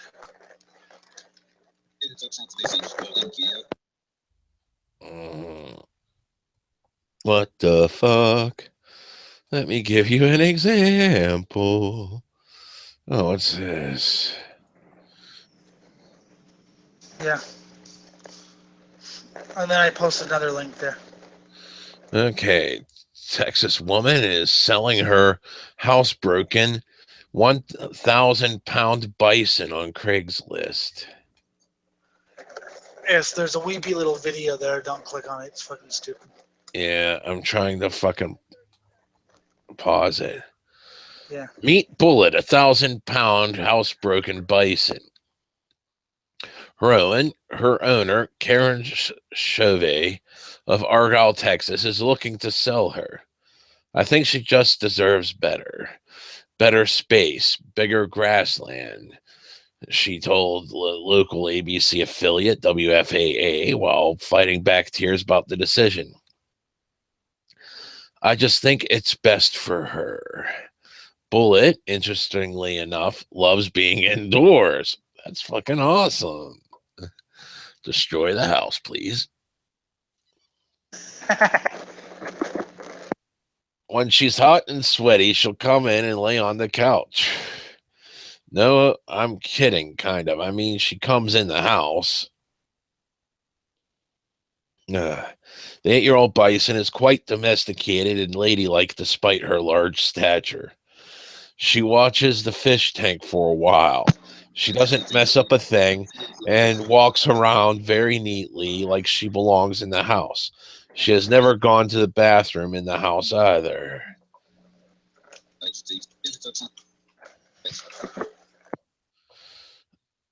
That's very touching. Yes, the owner is sad to see Sweet Bullet go, but wants her to have more room to roam. It's just time, she explained. Shove posted a Craigslist ad for Bullet, which has gotten lots of attention. A special needs camp for autistic children is among those most interested. Okay. And Bullet is no stranger to kids. She's been featured in the children's book The Heaven of Animals by Nancy Tillman. I was featured in the children's book, The Monster Who Will Murder Your Children. Yes. Bullet is enjoying her final days with old friends. Aww. I just love that. It's like, let's just get a bison and house train it. Yeah. And that's a heartwarming story. So here's another story I posted in the news in the chat. That's even more heartwarming. Pig attacks man. Women at Townsend Farm. Yes. Townsend. A 50-year-old man is fighting for his life after he was attacked by a pig at his farm in Townsend Tuesday night. And people claim that bacon is bad for you. No, this is why we eat bacon, to avoid this. The pig also attacked and injured the farmer's 38-year-old wife earlier that night. Oh, that's fucking sweet. A 12-year difference. Police say the victims own the farm on Finchburg Road. They both suffered serious lacerations to their upper body. The strange story unfolded just before 6 p.m. with a 911 call after the farmer's wife was attacked by a boar and suffered serious lacerations. Oh, fuck. Oh. Serious lacerations from the ham.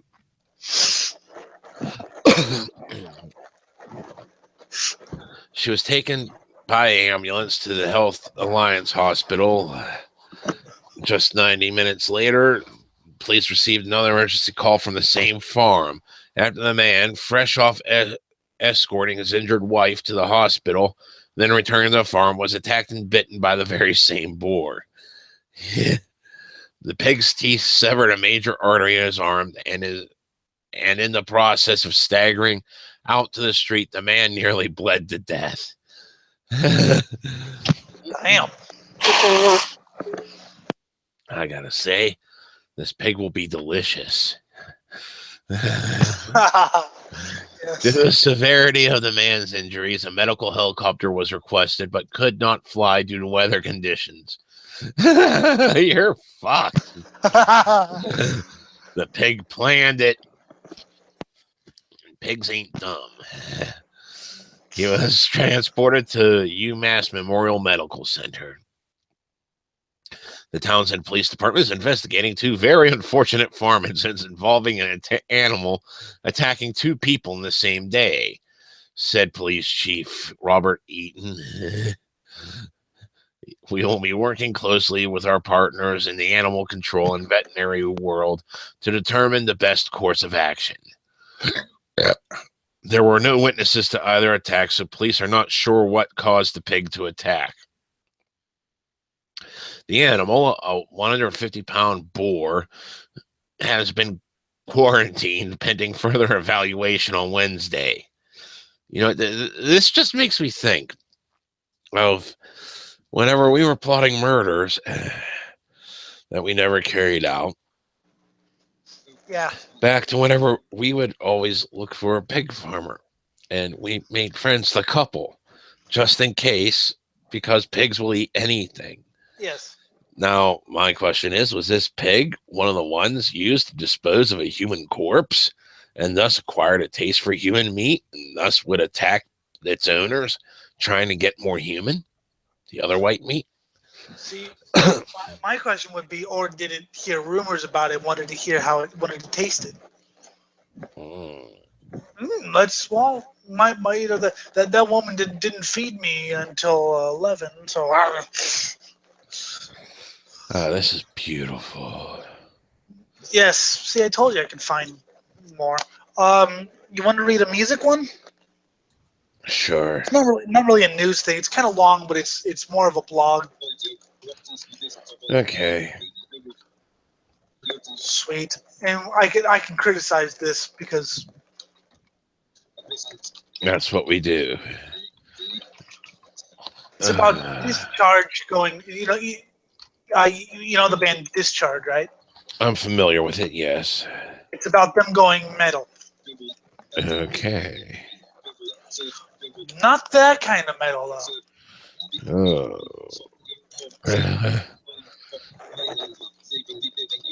Are you ready? Mm-hmm.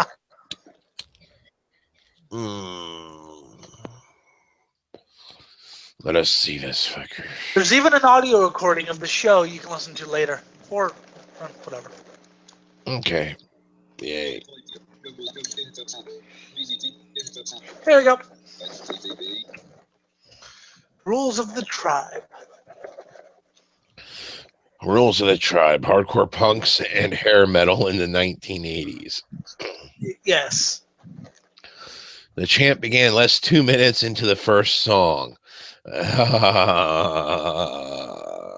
Memories. An undercurrent at first, just a few hecklers, but it got louder with repetition, each wave building on the last.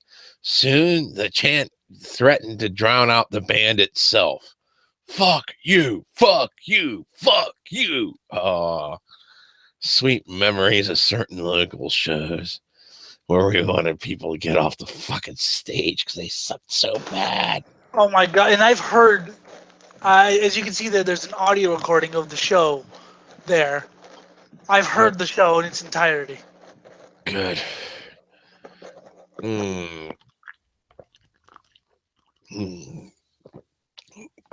It was tough to take, but it was entirely in keeping with everything else about this disastrous tour. The angry crowd in Long Beach, the broken down van in the Sonoran Desert, 16 tickets sold in Portland, 16. And by the way, Long Beach is a pretty damn rough neighborhood, or rough area of LA. You know, it's where the docks are and shit. Yeah. And I'm just thinking, I've heard the name Discharge, so therefore I know they're pretty big, but only selling 16 tickets, that's got to be a slap in the face. There's a reason. That, like, happens, with like new bands or underground acts that like no one knows, and like But only everyone diehards show up.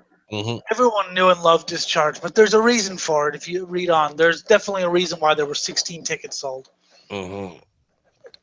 Now on stage in San Francisco, the members of Discharge, the fastest, meanest, most uncompromising English hardcore punk band of the 1980s, must have wished that they were somewhere, anywhere else.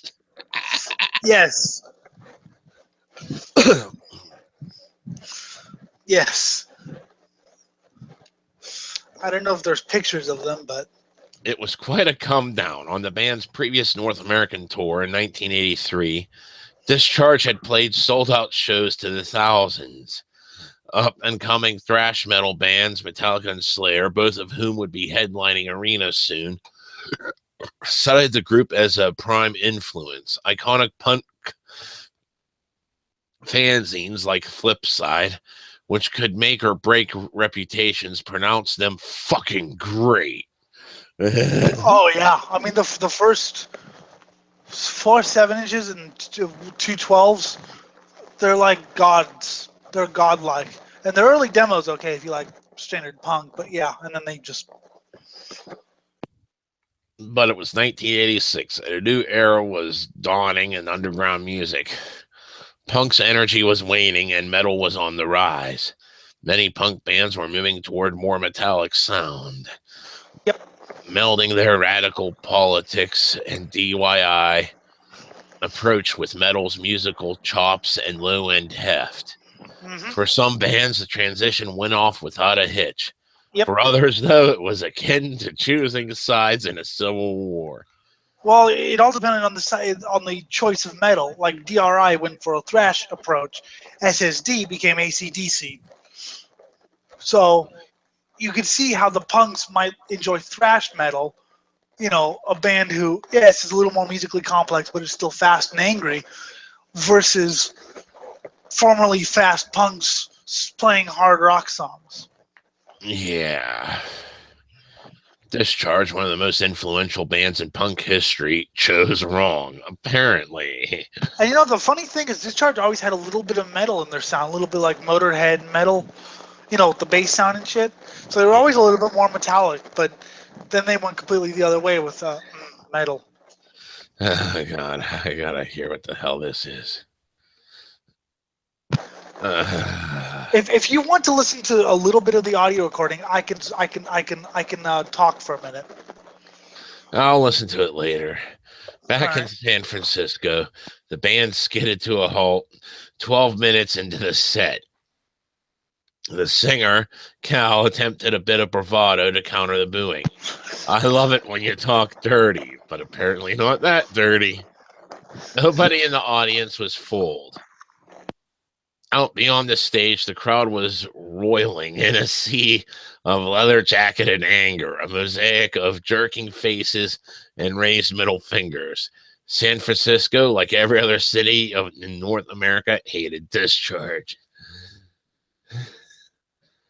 At first, Discharge didn't stand out from the legions of punk bands that sprang up in the wake of the Sex Pistols' incendiary 1977 debut. Mm-hmm. Indeed, the group's first demos are filled with pistol-esque songs of non-specific rebellion. Yep, I've heard them. I mean, they're good, but they're nothing special. They're just kind of ordinary 77 punk. They're decent, but they're just, Although they do have a great song called I Love Dead Babies. Yes. The recordings sound like the work of bored teenagers, which is exactly what they were. The band members, working-class kids from the provincial town of Stoke-on-Trent, had a good idea of Trent. Okay, Stoke-on-Trent had a good idea of what their futures held. a succession of crappy jobs or life on the dole, punctuated perhaps by nuclear annihilation. I can't tell you the number of days I sat there praying for that. That's why there's no God, because he didn't give it to you. Yeah. Punk offered an outlet. The first wave of punk burnt out quickly. By 1980, Sid Vicious was gone and the Clash was branching out into reggae. Punk, the media declared, was dead. The guys in Discharge felt betrayed by their heroes, as this 1980 interview with the fanzine Grinding Halt demonstrates. What do you think of all the original punk groups now and then? There's nothing left now. They're all either sold out or split up. There's only a few bands now who are any good. They were good then, but now they're shit. That's exactly how they talk. Abandoning its Sex Pistols worship, Discharge began forging its own path. In the process, as Ian Glasper recounts in his history of English punk, Burning Britain, I really want that book. the band helped kick off punk's second wave. Musically, punk's first wave hadn't been all that far removed from regular rock and roll. God Save the Queen, with its hummable melody and simplistic chord changes, is clearly a relation, albeit distant, of Chuck Berry and the Rolling Stones. Yep, I mean, the same could be said about early metal, too. Mm-hmm. The difference is in the attitude, in Johnny's rotten anecdotal snarl, blah. Discharge's revamped version of punk bore little resemblance to anything that had come before. It was faster, harsher, and often almost entirely lacking in melody. And brilliant. The riffs were generally three-chord affairs, but they were played at warp speed, accompanied by a rumbling bass and merciless galloping drum beat. Yes. The songs rarely topped the 2-minute mark.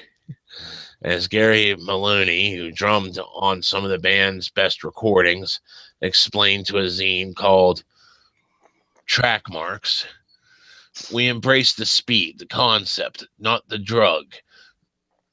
Took it to its logical limit. Well, even though bands actually took it faster. Just saying. Yeah. The vocals, meanwhile, weren't anything like Johnny Rotten's. Cal's horse barking just sounded angry. Yep. His lyrics, anarchist tirades against government oppression and nuclear war, were like nihilist haikus. Yep. Delivered without metaphor, nuance, or humor. Here's the entirety of Is This to Be from the band's seminal 1981 EP, Why? Scorched earth is all that's left, where trees and flowers once grew, a trail of destruction, death and destruction, nothing but wasteland, littered with human flesh and bone, a trail of destruction, death and destruction. Yes. Yes. Oh, someone's in Happy Image Land. Yes. Boom. Yeah. Soon, as Glasper notes, Discharge was topping the UK's independent charts and making waves across the globe. Even reviewers who hated the music couldn't help but to admire the band's uncompromising attack. I certainly never wish to listen to this record again when I've completed this review, a critic wrote in Sounds magazine. And yet Discharge are the very best of their kind. Their energy, as we used to say in 77, is amazing. I never want to listen to this record again, but wow, they have energy. A short video in Toronto in 1983 captures the band's live show in its heyday. Cal, sporting a soaped-up mohawk, stalks the stage like an apex predator, swinging the microphone and hanging over the stage's edge to bait the crowd. His neck veins bulge as he screams. Pooch, the guitarist, and Rainey, the bassist, stand stock still to either side of Cal, spiked-haired golems, while the strobes flash behind them. Gary anchors the attack, pounding out racing and relentless drum beats. A very nihilistic sound. I have a record of Discharge's show from the Music Machine from 1980. And even then they were pretty damn nihilistic. I love Discharge. The camera cuts frequently to the crowd, which its writhing resembles a human storm pattern. I love it when it resembles that. Yes. At this point in its career, Discharge was hardcore royalty, the keeper of punk's true flame. It was a dangerous place to be. Yeah. I mean, there were. I didn't know Rod joined. Yeah, I mean, I can tell you when they went downhill is when Tony Bones left. He was the guitarist. Once he went downhill, they got Pooch and they got somebody else to play the guitar, and then Cal decided to try to do clean vocals, which, if you imagine me doing like falsetto vocals, that's what it sounds like. Oh, God. Yeah, fuck. When Discharge returned to North America 3 years later, in the summer of 1986, a new trend was sweeping the music world. All the heat and light was focused on the Sunset Strip in Los Angeles, on glam metal bands like Poison and Dawkins. Cock rock. Hate Poison. Yeah. Actually, I like Poison, but not the Poison you're thinking of. The German Poison. Hated them. Oh my God, I hated them when I was. I saw them in concert in Augusta, Georgia, when I was like 16, 17 years old. Yeah. And they had an interesting show. I'm sorry, I was interrupting. I'm sorry. No. Don't be sorry for interrupting. No, I was gonna make a joke because there was a German band called Poison that played like some early thrash metal. I like them, but I remember when I heard Poison, I was just like, this isn't even metal. This is just crap. It's just crap. They were such a contrived band. There was no talent other than they were cute and that they could pick their fucking hair to a certain genre at the time. It was so contrived. I hated it. Fucking hated it. And the best thing they did, what the cat dragged in, it was like, drag it out, please. Yep. Unfortunately, as we'll read on right now, it infected the punk scene. Yes. Well, that's what they claimed, that one of the songs, what the cat dragged in, or one of the others maybe, that it was one of the greatest punk something songs. Everybody was trying to break things down into different genres at that time. Glam rock, metal, black metal. Everybody wants to label something. I will tell you this. I saw Poison live. They did have an interesting live show in the very beginning. They would attack each other on stage and like lasso each other with their, the microphone cords and the guitar cords and drag each other across stage, and they were a little wild, but it was just a little vanilla for me. Well, yeah, I mean, so what happened with Discharge, Jim? Really? Cock rock. Cock rock was rock's worst excesses made audible. Spandex clad and empty headed, interested solely in partying and getting laid. But it was, have you guys ever seen? Sorry, have you guys ever seen The Decline of Western Civilization Part 2? Yes. Have you, Jim? I think was it that one thing you showed me online, that one web series? No. That was the history of metal. The Decline of Western Civilization Part 1 was all about LA punk. Part 2 is all about metal. And while they did talk about some interesting bands, I think they even had Rigor Mortis doing. I don't remember what song they, but they most of it was about the Sunset Strip and glam metal. And I've heard it turned a lot of people off of glam metal at the time because it's just like you see all the shit that they were doing. It's horrible. I'll have to send you a link, Jim, if you want to. But glam was catnip to record label executives and ubiquitous on MTV. Underground groups of all stripes hopped on the Aquanet and cocaine bandwagon. Yep, even Celtic Frost. Well, I'll have to admit, back in 1984, I liked a little cocaine too. So, we had to all stop that shit. Everyone likes cocaine. I'm indifferent to cocaine. It's fun, but you know. How many people are? I can see myself, and I see Jim. Yeah. No offense, you look like a member of Leonard Skinner. What's up, guy? That's okay. Where are you from, Jim? I am from Southwest Pennsylvania, right by Pittsburgh. Oh, cool. I have a lot of friends in Erie. Dated a chick from Erie. She was nuts. Hey, there's a chick that lives in Aiken, South Carolina, but my best friend from Erie. She's nuts. Is it just the three of us? Yeah, right now. Yes. Cool. Yes, it's just the three of us. I'm Elliot, or Swine Brothers. Cool. I'm the youngest one in there by far, but what? It's nice to meet you, Guy. Oh, thanks. You've been seeing the post for a while. And Jim, the reason I'm so interested is because Elliot's like 22 years old. I'm 48.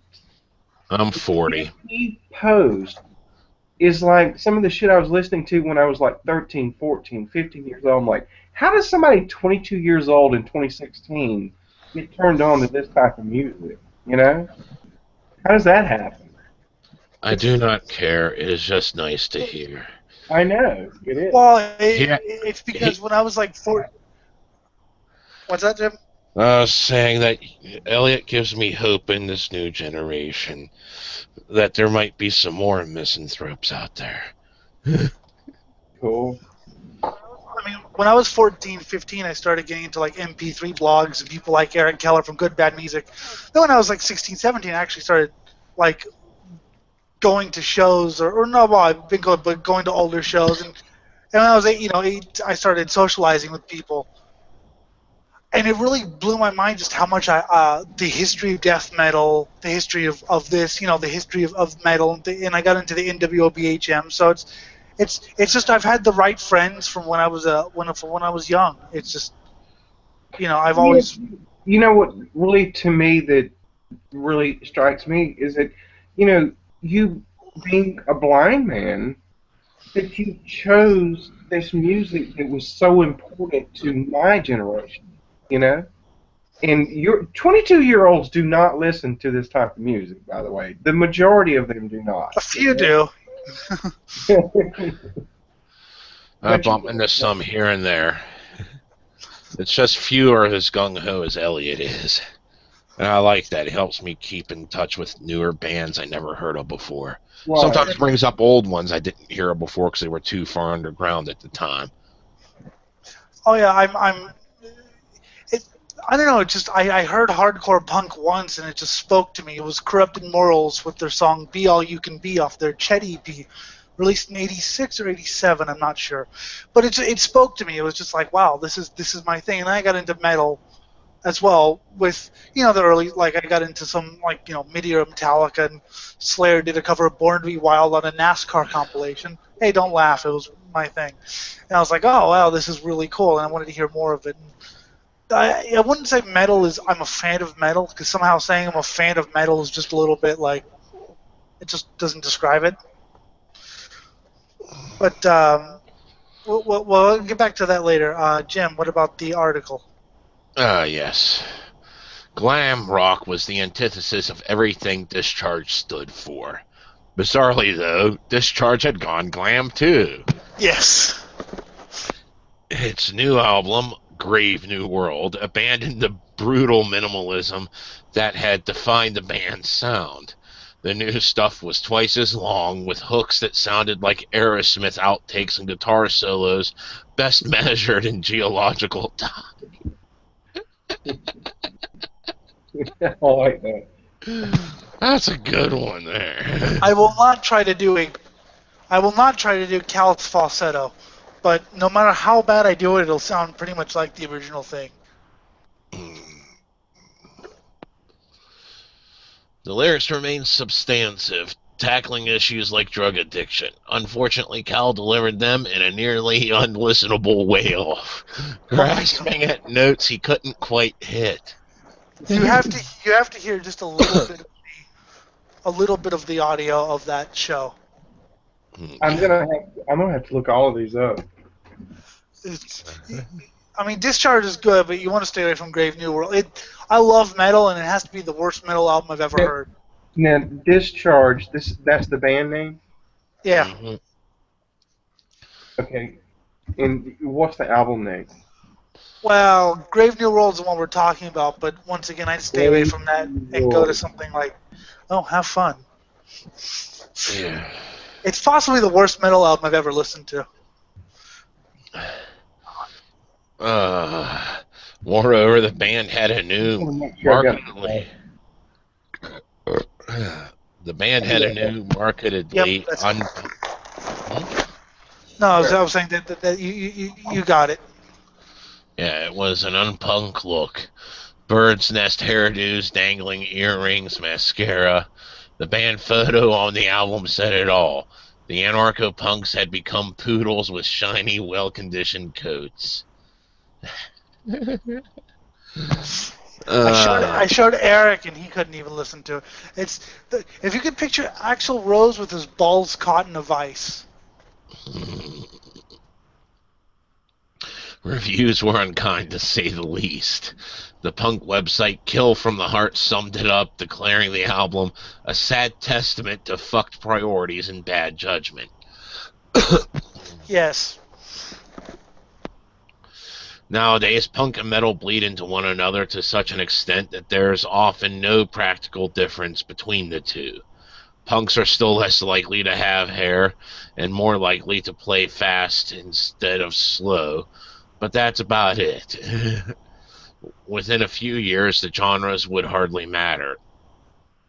But in the mid-1980s, the two sides were just beginning to feel each other out, and there was plenty of tribal animosity. Think cats and dogs, skiers and snowboarders. For punks, purity was all. The Oklahoma band Neurosis was banned from Berkeley's Gilman Street Punk Club when it began playing more slowly and using keyboards. Although, personally, I didn't really care for Neurosis past the first album. But, I mean, in punk's defense, metal was taking over. I mean, even shit like Master of Puppets, which I like, I'm not dissing, or Rain in Blood, which I love, were selling a shitload of copies.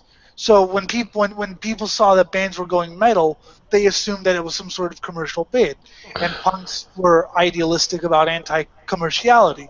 So when they saw metal, of course, one of the things that punk and metal gave us was grindcore, one of the most non-commercial, will never be accessible sounds I've ever heard. Yes, try to put Wormrot on. Try to put Wormrot on MTV. Can I ask you a question? You said something about Metallica and Master of Puppets. Do you know, when I was a teenager, I was into like Dokken and Iron Maiden and AC/DC and Motley Crue. I was not impressed. Well, let me go further back because I'm 48 years old. I was not impressed by Pink Floyd the first time I heard them. Ended up loving them later. I was not impressed by Metallica the first time I heard them. Ended up loving them later. You know, and what's your thoughts on hating these iconic bands the first time you hear them? Has that ever happened? The first time I heard Black Sabbath, okay, and this is gonna be blasphemous. And Jim, put it down, Jim. Put it down. Put it down, Jim. It's okay. because I heard Iron Man and I just thought it was a meh song. It had an okay riff, but I didn't care. Then I heard Electric Funeral. Oh yes. Say You know, Electric Funeral. I'm typing this in so I can remember because when you say something I haven't heard before, I want to go listen to it. You know. Yeah, go for it. Black Sabbath's Electric Funeral. Yeah, when I heard Electric Funeral by Black Sabbath, I was just like, oh man, okay, this is Iron Man's okay, but it's just not really my thing. The first time I heard Metallica was the Black Album, and I thought it was good because I was like 2. Well, But the first time I heard Metallica, it was Ride the Lightning. You know. depending on what song, I can understand your hatred of it. Well, it just seemed too busy for me at the time. It was just, and I thought it was nonsensical. I mean, I thought there was nothing melodic to it, and I was really into classical music, and I always thought that metal kind of mirrored classical, like German, It Bach, can. you know, and Chopin and different musics. I always thought there was that connection. And at that point in 1982, Metallica sounded like noise to me. I'm like, what the fuck is that shit? You know? Oh no, I can understand. But let's see. And then I got Master of Puppets as a birthday present because I wanted to hear it. I was like, well, this is. And then I heard Kill 'Em All. Wow, this is even better. Jim and I have had arguments about Master of Puppets a lot. Kill 'Em All was the first one I heard. It wasn't Ride the Lightning. It was Kill 'Em All. That was, yeah. I was like, what is this? Well, yeah, it was pretty fast for it. It's still pretty damn good, but yeah, for its time, I can imagine. But no, I don't. My friend, even a metalhead, you know, during Yeah. that, it was too progressive for me. my friend, Now, you know, I remember he was talking about he liked Metallica, he liked Slayer, but he never heard, or no, I'm sorry, Slayer wasn't around yet. Metallica was just starting out, and he liked like AC/DC and Blitzkrieg and some of the NWO BHM bands, and then he bought Welcome to Hell by Venom. I Yeah. remember, you know, And you know, Welcome to Hell was damn extreme for its time. So he puts it on. I really liked the Venom better than I did the like Metallica shit.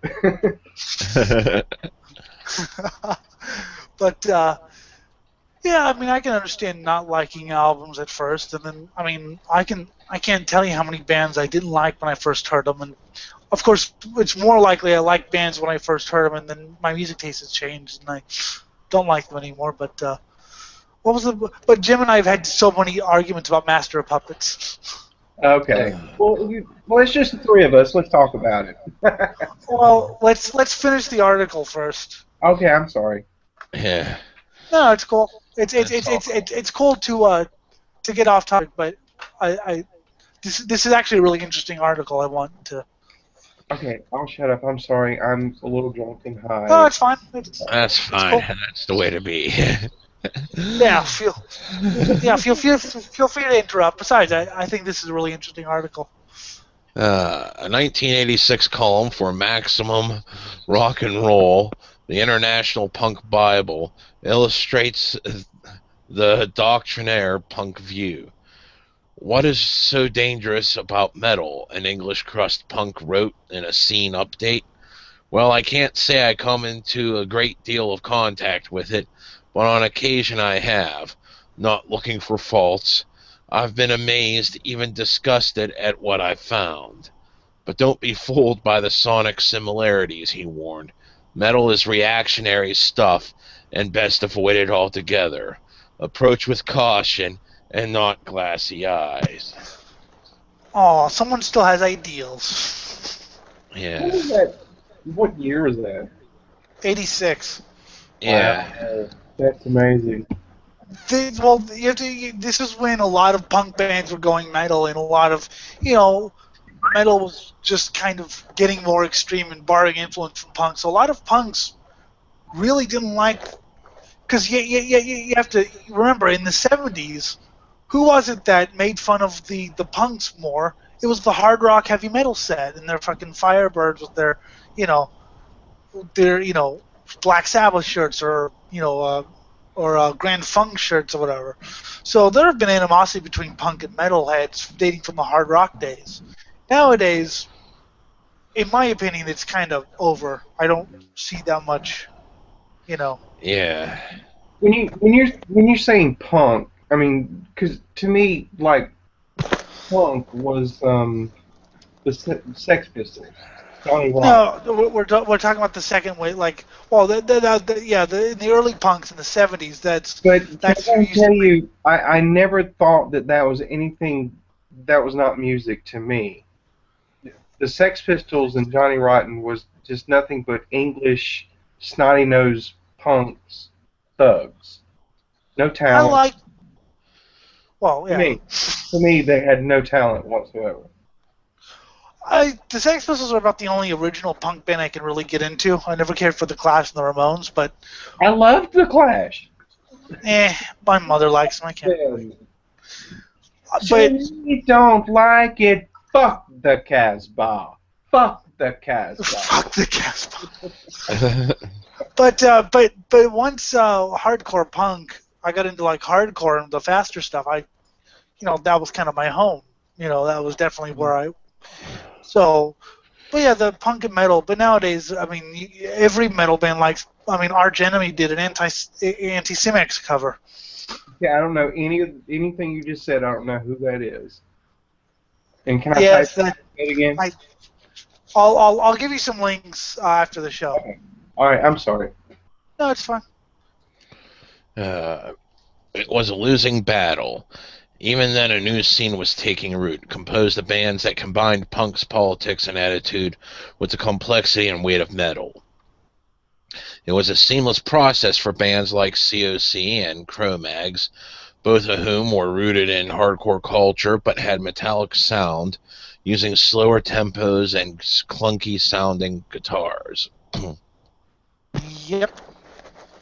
Few bands, however, overhauled both their sound and look as significantly as Discharge did. Fewer still modeled that overhaul on Motley Crue. Fuck. Yep. By the time Discharge's van rolled into San Francisco, the band had been on the road for weeks.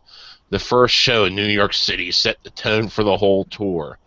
As Jim McNaughton, a 46-year-old New York scene veteran, remembers it, angry punks bought cans of Budweiser from the bar and hurled them unopened at the band. Oh, I love it. That's fucking classic. Those are the days. Awesome. That is fucking awesome. I love it. Another indignity followed. The singer of another legendary hardcore band, the Bad Brains, allegedly climbed into the balcony, lugging a garbage can full of water, then dumped it onto Discharge's heads. Oh shit! I remember That's that. fucking great. This is a time to be alive. I remember that. Yeah, but is it really worth putting up with? I remember reading this. Where are you reading this from, Jim? Where are you reading this from? This is from the appendix.net. There was a magazine back then called Hit Parader, and that sounds like that. Well, that happened all the time, especially if the crowd didn't like the band. Nowadays you go to a show and if the crowd doesn't like a band, they just. Can I tell you guys a story about a live concert in Columbia, South Carolina? Go for it. Oh yeah, go. It was Motley Crue, and guess who was opening for Motley Crue? Guns N' Morbid Roses. Angel.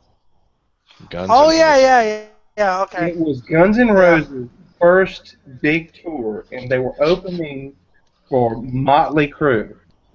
Axl Rose come out in front of 30,000 South Carolinians and went, yeah, yeah. He got booed off the fucking stage with Crue. 30,000 people going, Crue. And he's like, I'll tell you. motherfuckers. Blah. There's no video, but I was there. It was so bad. My friend went to go see Guar. You know who Guar is, right? Obviously. Oh yeah. In the late 90s or early 2000s, whatever, because his friend's band was opening up for him, and they like threw shit at the band just to get him off the stage, just so they can get Guar on. I mean, if you were opening up for Slayer Right. in the 80s, maybe even today, you were in for, I mean, Trouble. Trouble got booed off stage. You know, the old doom metal band. You know, Elliot. You know the fucked up thing about that. That story I just told you is after Guns N' Roses hit. I'm like, yeah, I saw them in concert. And they were like, they must have rocked, right? I'm like, no, not quite. Well, what I was going to say is nowadays, whenever I see bands who the crowd doesn't like, they just kind of sit there and take it. And I'm the one who has to yell at the bands to get the fuck off the stage. Oh yeah, yeah. But what else happened? And that was the most epic, like, get the fuck off the stage I've ever seen in my life. And I've been to a lot of fucking concerts, you know. That was awesome. Yeah. But anyway, I am so sorry. I feel like I have just jumped in. No. You can jump in whenever you want. I mean, that's how the show goes. Okay. I interrupt Jim to make points all the time. I'm sorry, Jim. I'm sure he was like, who is this motherfucker? I care not. It's fun. Anyways, He's the asshole. Yeah, I'm the asshole. In San Francisco, the band was slated to play The Farm, a cavernous warehouse weighed between looping freeways in a rundown industrial part of the city. That's my kind of place. It was a punk club, a chaotic place where punks and skinheads and metalheads regularly fought each other, along with the Latino gangs that held sway over the neighborhood. That would have been awesome. That night, a crowd of 1,000, most of them punks, had packed into the club. There's no video of the show, but thanks to Nate Wilson, the proprietor of a blog named True Punk and Metal. He's my friend. He's been in several good bands, Devoid of Faith, Monster X. Yeah, he's a good kid, or well, not a kid anymore, but he's a good guy. Turned me on to a lot of good music too. We have a complete audio record. The then 20-year-old metalhead taped it on a Walkman, perched on a bench near the soundboard. You know, the funny thing is, it's not great. It's not, you're not getting soundboard, but it's actually a damn good sounding recording for that. I mean, I've heard bootleg concert recordings where. Yeah, I know. But this, you can actually hear everything pretty clearly. Yeah. Word traveled slowly back then, mostly via zines, so many people didn't know about the band's transformation. It was obvious, though, as soon as Discharge took the stage. The tight leather spandex shirts, poofed up hair. According to Wilson, a surge of disgust ran through the crowd. We all just went, ugh, they look like posers.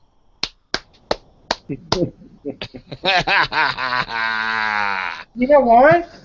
Tonight, I'm a fucking poser. I'm 48 years old. You're 22. How old are you, Jim? I'm 40. I'm the poser. We're all posers in our own way. Of course, I was listening to Arch Goat today, so I'm nice and cool. I just finally got on the fucking computer. I'm 40, living like a fucking teenager at the moment until I fucking get back on my feet. Last relationship drained me, so yay. You alright, guy? I'm fine. Anyways, Discharge kicked things off with a new song. With the benefit of perspective, it's not that terrible of a song. It's honestly not horrible. I mean, it's not ultra melodic. It's kind of sleazy sounding, but whatever sort of enjoyment I would have had about the song, oh god, the vocals. Yeah, Cal's caterwauling voice remains a tough sell, but the band sounds vital, and the rhythm section swings with an appealing looseness. Yeah, it's not horror. It's not, nothing I would listen to, even if it was a good vocal. But it's not like I've heard some horrible metal bands of just like trying to play metal but couldn't. No, they actually had talent. I mean, it wasn't. Yeah. Can I say I felt like Poison was that band? Anyway. It's sinuous and a bit sleazy, more like Guns N' Roses' sidewinding Mr. Brownstone, which would be released the following year, than the plodding hair metal epics of the day. Love it. But on this stage, in front of this crowd, it was heresy. Worse, Cal had adopted some new suspiciously rock-starish moves. High-stepping around the stage, wagging his finger like Mick Jagger. Wilson says he looked like a less authentic David Lee Roth. A less athletic David Lee Roth. I was gonna say, how can you look like a less authentic David Lee Roth? But athletic, definitely. On that tape, you can hear the first boo a mere 33 seconds into the song. The fuck yous took over shortly thereafter. They rolled through the crowd, petering out for a minute, then returning even louder the next. These are the days. The end of the song, nearly 8 minutes in, elicited a weak cheer, a few claps, and a robust chant of DRI. DRI. DRI. A local thrash band on the rise, which had played earlier that night. I saw DRI live. They kicked out. I think Discharge has like one original member from this album. But they're actually pretty damn good today. That might be when people began throwing garbage, a steady rain of beer cans, and anything else that wasn't nailed down. Discharge stubbornly kept playing. Wow. Incredibly sad. Oh, this is fucking great. At least they had the guts to keep going, but I mean, is it real? I mean, did someone really start throwing garbage at this band called Discharge? Yes, and if you heard the album, you would understand why. No, there's no video, but there's audio of it. But if you ever heard the album, you'd understand perfectly why. I've listened to all 44 minutes of it. Oh, speaking of which, what's the other? Okay, hold on 1 second. Anyway, well, I'll send you a bunch of links after the show's finished. Now realize the benefit of having the iOS. Yes. Anyway, Jim. 5 minutes later, following an audible smack, a beer can hit its mark, perhaps, the guitarist stopped playing. That might be why. Whack! The rhythm section continued for 10 more seconds, then the whole thing fell apart. The band walked off stage to the loudest crowd roar of the night.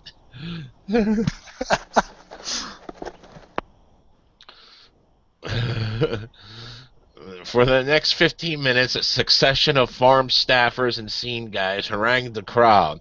Man, you guys are a bunch of fucking close-minded idiots, one yelled. But still the booing. Yes. No. I've heard this, because I've heard the entire thing. They came all the way from here, and you're just gonna, you're a bunch of close-minded. No, they were awful. This is beautiful. You know what? I need to ask you guys something. Huh. Are you guys straight? Yes. Are you okay with gay guys? I don't give a shit. You okay with atheists? He's used to be one. Now he's. I'm discovered, but no. Discovered? I'm on sort of a weird, but yeah, I'm fine. Well, he's. I don't know what the hell Jim is. I'm a deist, but like, it's weird. You know, Did you say deist? Yeah. That's about the easiest fucking way to sum it up. He actually makes sense when he says it. Mm-hmm. Well, I'm just clarifying that you guys are okay with me, you know. I don't give a shit. All right. The apathy is strong with me. And I'm indifferent because I don't care. Okay, so discharge grave new Because you're not as cool as I am, so. I had to. I'm sorry. Finally, after the 2/3 of the audience had left, Discharge reemerged. Everyone settled down now? Cal asked. Alas, no. They made it through 2 more songs. The hail of garbage never ceased. When Discharge left the stage for the second and final time, it had played a total of 19 minutes. Wilson says that Cal was crying. Beautiful. Just Good. beautiful. He deserves it. That's something admirable and also a little nuts about the band's perseverance. I want to see Jim how long. I actually really want him to try to listen to it and to see how long he can get through. Sorry. Well, I found them. Oh, fuck. Others might have packed it up after the first few shows, but Discharge soldiered on, facing the abuse each night. Maybe some concerts went well, and fans loved the band's glammy turn. If so, there's no record of it. No, I've also heard stories. I've also heard stories of like the band would come on and play old songs, but because Cal was really into the rock star thing, and like Led Zeppelin, he refused to come on. Which is funny because the least talented member of the band was Cal. The least musically talented. I mean, the others could have been a decent band, not a great, but a decent band, if it weren't for Cal's screeching. Oh, wow. Just don't hold back. Tell us what you think, Elliot. Oh, come on, that's tame compared to what I'm capable of. I don't know you, dude. I just met you tonight. I know. Don't be afraid of me. I won't be afraid of you. God damn it. I'll tell it like it is. I do have some, recordings that I'll show you from when they were actually good, Jim. But yeah, you have to listen to this recording just to hear all the boos and the. You won't make it through. We can't play it. Well, like I said, Jim, if you want to listen to it really quickly, I can talk over. I'll listen to it later. I'll just bookmark this shit. You won't be able to get through all 40 minutes of it. The video is shot in Winnipeg near the end of the tour. The week after San Francisco offers a glimpse of how Discharge was holding up. Gary, the drummer, and guitarist Stephen Fish Brooks submitted to pre-show interview with a couple of salacious Canadian punks. Cal, who probably bore the brunt of the loathing, was nowhere to be seen. Yes, he just ran away. Fish, who has rattled up yellow hair and ripped jeans, drinks beer, drags luxuriantly on a cigarette, and talks about groupies. He appears unfazed by the hostility. Gary, who wears his hair in a sleek ponytail and considers each question seriously, wants to explain it all, not just to his interviewers, but I'd guess to himself. Why are we doing this to ourselves? Well, yeah, he was an original member, like when the band was decent. He begins at a defensive crouch. The band's new sound, he insists, is just an extension of the old, and the only difference is that they're better musicians now. The interview moves on to other topics, but Gary returns to this subject, trying to scratch an itch he can't reach. We got out expecting all the people who used to come see us before maybe to have changed as well, like the natural progression that we had, he says. But instead, we had nothing but terrible trouble at the shows. The thing is, though, not a lot of people change from hardcore punks to glam metal heads. That just doesn't happen. Many fans, he laments, expect the band to keep playing the same old songs. We do a few early tracks still, he says, frustration in his voice, but it wasn't enough. Apparently. Yeah, well, it's because you suck. Gary seems wounded and generally puzzled by the unfairness of it all. And he's right. You can't preserve a sound, or scene for that matter, in amber. But those were the ironclad ways of the underground. As McNaughton, the New York scene veteran, says, it's about the unwritten rules of the tribe. You don't change. Well, it's not just that. I mean, like I said, DRI changed, and yeah, some punks were a bit annoyed, but really a lot of them were just like, oh, this is still heavy, it's still fierce. But Discharge changed from hardcore punk to glam. Yeah. I mean, if you change them, although they've since... Wait, you can't put it like that. You have to rinse it first. What the hell? They've since repented and have released 3 very good hardcore punk tinged thrash albums. The band broke up after the tour. Cal, still following his hard rock muse, assembled a new lineup in 1990 and put out 2 more albums that are almost as reviled as Grave New World. During this time, the band appears to have played a lot in Japan, the last refuge of fading rock stars. Part of the problem was that Cal had ditched his falsetto voice, which he couldn't do, but instead of going back to like his hardcore voice, he went into a Brian Johnson type AC/DC growl, which he also couldn't do. So you have this like almost thrash metal music. Ruffin asked, what do you think about Axl Rose being the lead singer of AC/DC? Yeah, I just don't. Yeah, that's perfect. Yeah. But how did that happen? Drugs. But so you hear this thrash metal music, which is actually half decent, and you hear "City of Fear."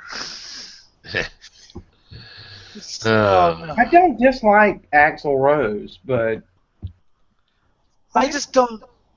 I don't really like any of the bands, but I think AC/DC is better than Guns N' Roses could ever be, despite the fact that I don't really care for either one. But you don't really care for either one. No, but I think AC/DC is better. Thank you. There's plenty from this period to disturb purists. A 1991 concert video, for instance, shows a shirtless Cal crawling through his guitarist's legs during a song. It wasn't until 2002 that a quorum of original band members regrouped to make a record. A version of the band is still active today, but didn't respond to email requests for comment. Titled simply Discharge. Well, yeah, because nobody's in the band from Grave New World, so what the hell are they going to say? Titled simply Discharge, it was the closest thing to the band's classic era since 1983. The songs were short and punishing, and Cal didn't try to sing. Discharge had finally come home. Even through the darkest days, though, Discharge's legacy was growing. Indeed, it set a template for generations of heavy musicians to come. Big-name metal bands like Metallica, Sepultura, and Slayer have been tirelessly prolistizers, covering Discharge songs and introducing their punk heroes to legions of young listeners. No, Metallica butchered a Discharge song called Free Speech for the Dumb. If you think of, like, Lodi or Metallica doing a hardcore punk cover. Oh, God. Oh, my God, no. With fucking Headfield. Free speech for the dumb. Fuck. More importantly, the band's galloping drum beat spawned its own hardcore subgenre, D-beat.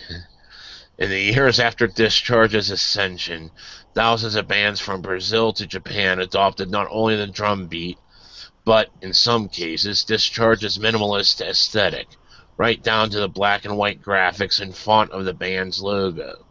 Every big punk band had its imitators. Nobody else has a subgenre. This is true. A few years ago, the Swedish band Disober gave Grave New World the proper D-beat treatment. I have to listen to that song, actually, because that sounds interesting. Half the length and twice the speed of the original, this take-up is a short, sharp, circa 1982 shock. As one YouTube commenter put it, this is what the song should have sounded like. Yes. I haven't even heard it, but I can already agree. On a wet night last November, I went to a punk and metal show at a squat in West Oakland. Black-garbed people smoked cigarettes and swigged PBR in the courtyard, huddled against the elements. Sorry. The performance room was damp, moist from rain and body heat, but still cold somehow. A couple of muddy dogs chased a rubber ball through the crowd, ducking under legs and skidding into walls. Yes, that's what dogs do. A local D-beat band named Old Crow began tuning up.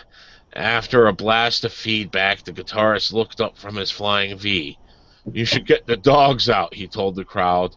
"We're really loud. It might hurt their ears." This is also true. He wasn't exaggerating. The drummer set off with a looping D beat. The guitar joined in with a series of chugging bare chords. And by the time the vocalist, her astute, extravagantly tattooed, cargo shorted, began shouting, a small pit had formed in front of the band. The sound hit me in my solar plexus, just the way it was supposed to. I surveyed the room. There were crust punks in black hoodies and vests, metal dudes with long hair and flannel, hipsters with messenger bags draped over their shoulders. Yes, kill the hipsters. Lots of people wore up their beat-up jackets, covered with patches of their favorite bands. On the back of one, written in that iconic sloping white script, was a familiar name: Discharge.